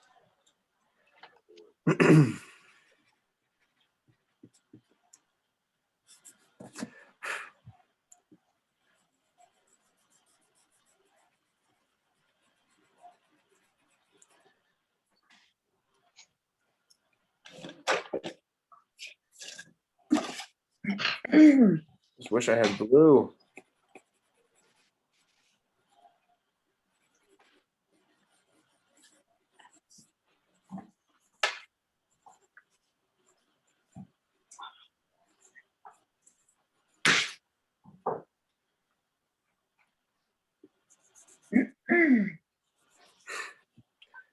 It's all so light. The paint is a lighter value. I mean, if you look at the painting is very impressionist in the sense that the values, it's even though it's painted in a brown school way using brown school colors, not using high intensity cadmium colors. This was pre-impressionism in that the color technology just wasn't there. He was doing the most with the colors. I mean, cadmium colors didn't exist. So the brightest red he had was vermilion, which is why the sky is not red and it's vermilion, because the highest intensity color that he could have used. So he was working with a different set of constraints to be able to get this amount of color. He was really working with value concepts and kind of setting the stage for impressionism, to come in. And so if you squint your eyes at this picture, the boat itself is extremely dark with the smokestack in the front of the boat, and then you have the buoy in terms of the target. And then after that, the whole thing is made of like midtones and lights, like lighter midtones even. And the next darkest part is these rich red violets in the bowl of the clouds. So if you're going, super dark anywhere else in the sky, I would try to restrain yourself and make them, overall the picture is 90% lights, midtones and lights. And then there's that 5%, maybe even 3% of the ship and the buoy that, really go into the dark, like the 8s and the 9s on the value stuff.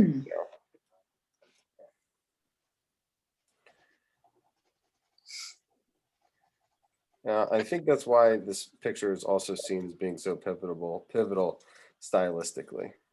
You know, it's got the celestial entities, it's got the ages, the entities of the ages, it's got the doing the most with the colors that were happening, and I mean, if you look into the setting sun, I mean, you can see the Monet. You know, you can see Monet in this picture right here. You know, do you see impressionism there? But it's impressionism that was developed without any of the impressionist colors. Like, what an achievement. That looks like this boat zoomed in. This looks like a schooner. This looks like a little schooner. Do you see the two guys in there, like a little rowboat? Yeah. I hadn't seen that before. So I don't even think, yeah, I think that's like the water. So I hadn't drawn that, so I will do that.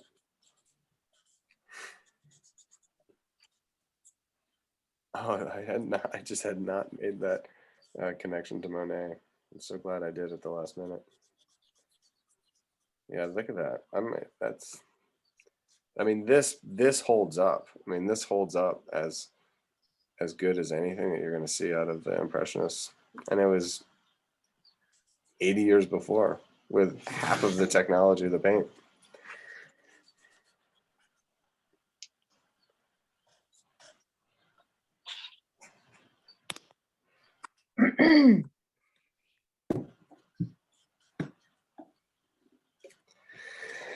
And this will be the last class with this horrible tripod.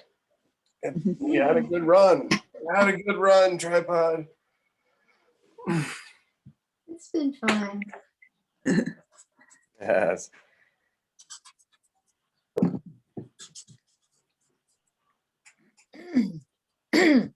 Time for the big time.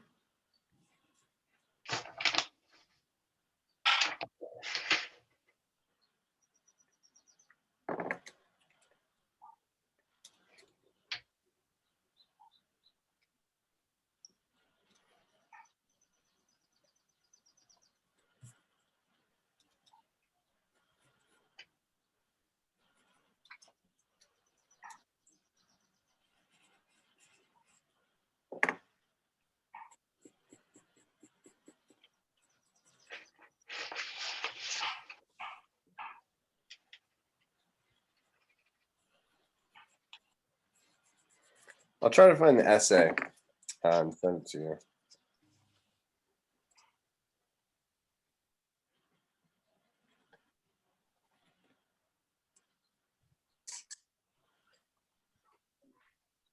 It's the Winkelmann.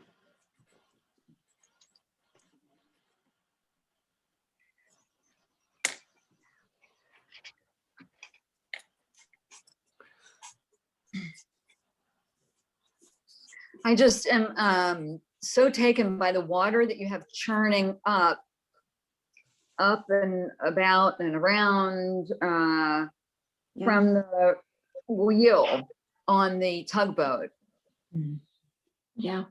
the Mhm. one the closest to us. Yeah, so the textures that are happening in there, it's way easier to do these textures in the water, Yep. having done the textures in the sky. Yeah, at least seen the textures in the sky.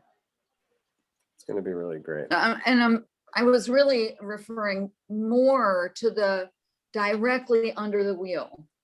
Mm, Yeah. yeah, these guys. Yeah. Mm-hmm.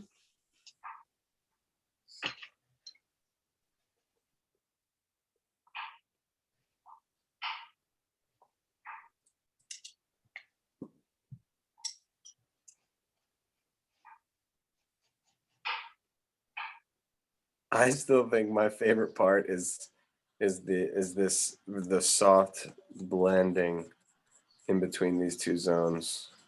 I don't know why I think I like that the most. It's just like the calmest and the most subdued. I'm not saying he liked it the most, I'm sure, but it was just such a necessary rest.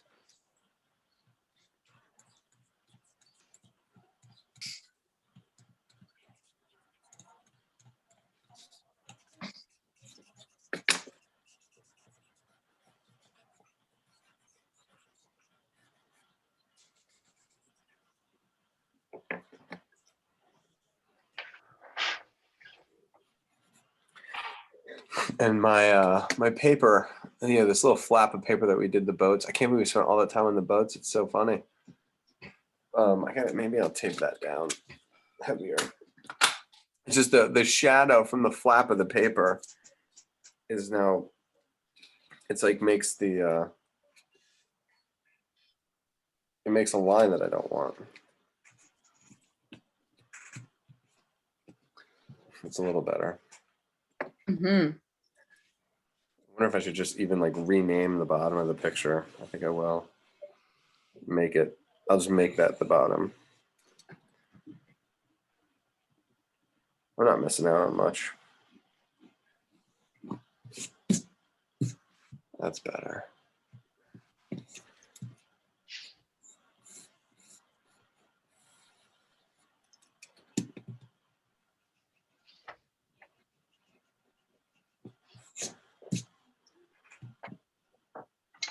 Yeah.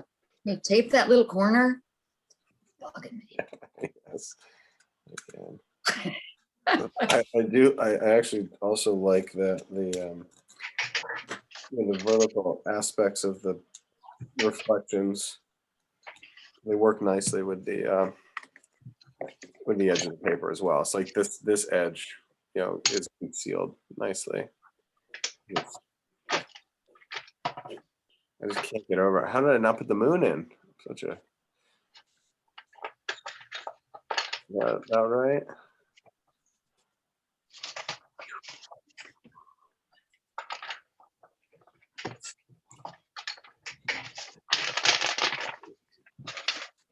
Yeah.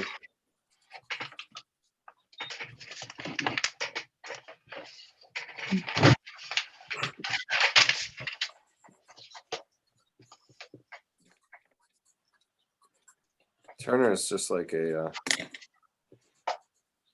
He's like a good friend that will tell you the truth, even if you don't like to hear it. Mhm.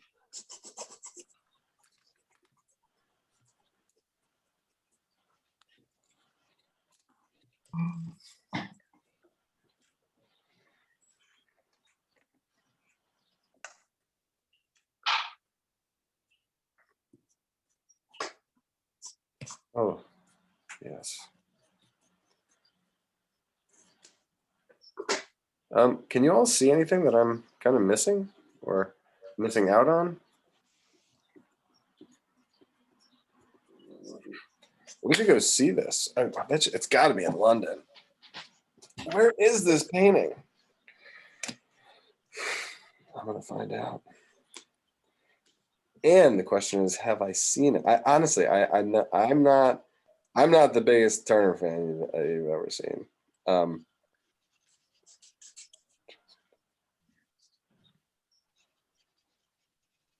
Now you tell us. Well, I tell you, I think I like him a lot more now. Like I haven't made pilgrimages to see Turner. I mean, when I see them, I'm like, oh wow. There's a couple in the Frick, and I just wasn't ready. I mean, maybe he's an old guy, and the paintings like, and I don't know, whatever. I'm not that in. I think I may have been a little beat up from kind of like abstraction a little bit, and I'm like but he blends these two so nicely. And the other thing is like, because I didn't necessarily respect like what he was able to do with color. I mean, he really is a colorist. To be able to have this range in a working so harmoniously in a picture, with still having it feel colorful, even though it doesn't have a lot of colors. I mean, it really is an achievement. It's just when you put it next to a Monet, it's like the Monet has the color because they exist, so it's like it's less like the subtlety here takes longer to appreciate when you have like a Gauguin that's just like all these bold colors, and it's just the dance party. It's like it's like, yeah, it's that's what it is. It's like the difference between I don't know, young MC, who was like my favorite, in 5th grade versus like Bach. And you're like, you know, one's fun to dance to, the other is, you can't dance to Bach. I mean, I guess you can. Yeah. I don't know how to. So it's just this, the level of accessibility, I think. And I think you have to, I think this, you have to dig a little deeper. And it took me till 40 to get there. So I'm still young. Let me find out where this picture is. Trevor, I need to say goodbye. Can I see everyone so I can take a couple of pics, please?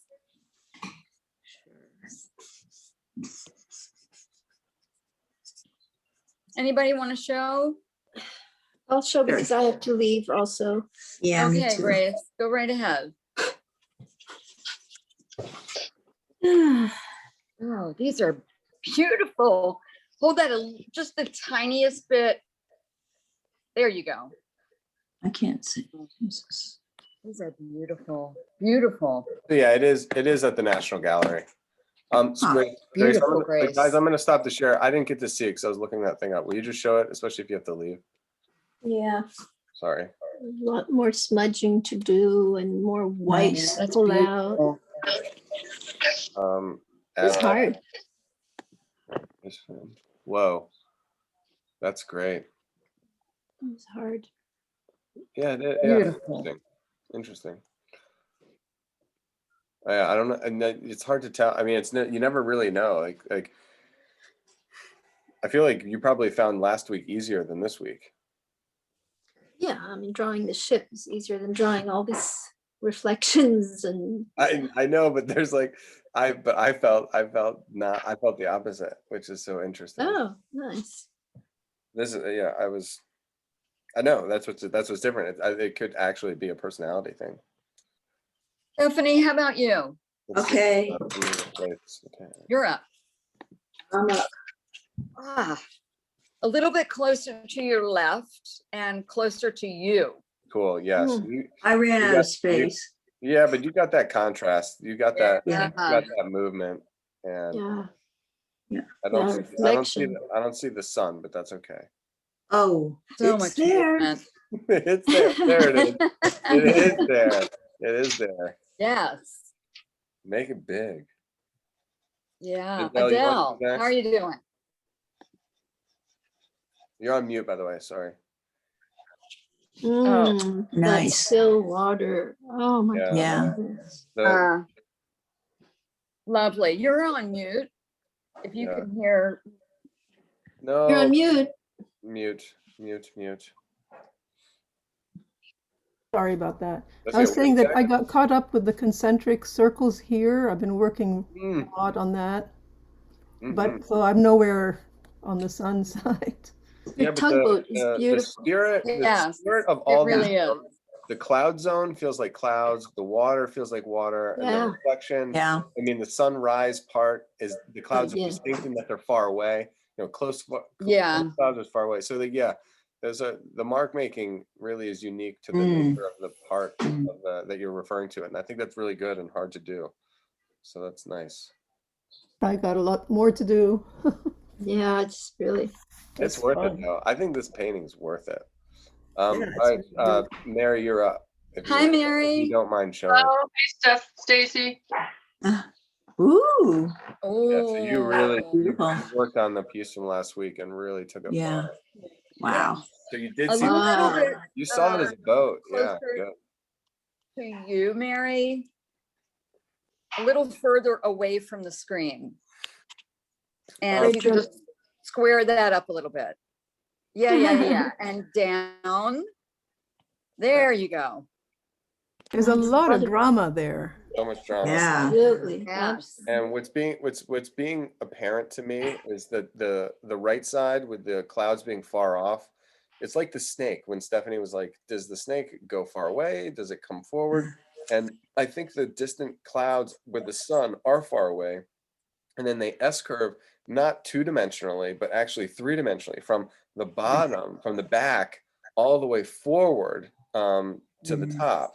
So not only are we moving from right to left on the clouds, but it's also going from back to front, like far to near. Mhm. And the view of everything else matches that as long with the boats as well. So it's almost like far, close, and then even closer.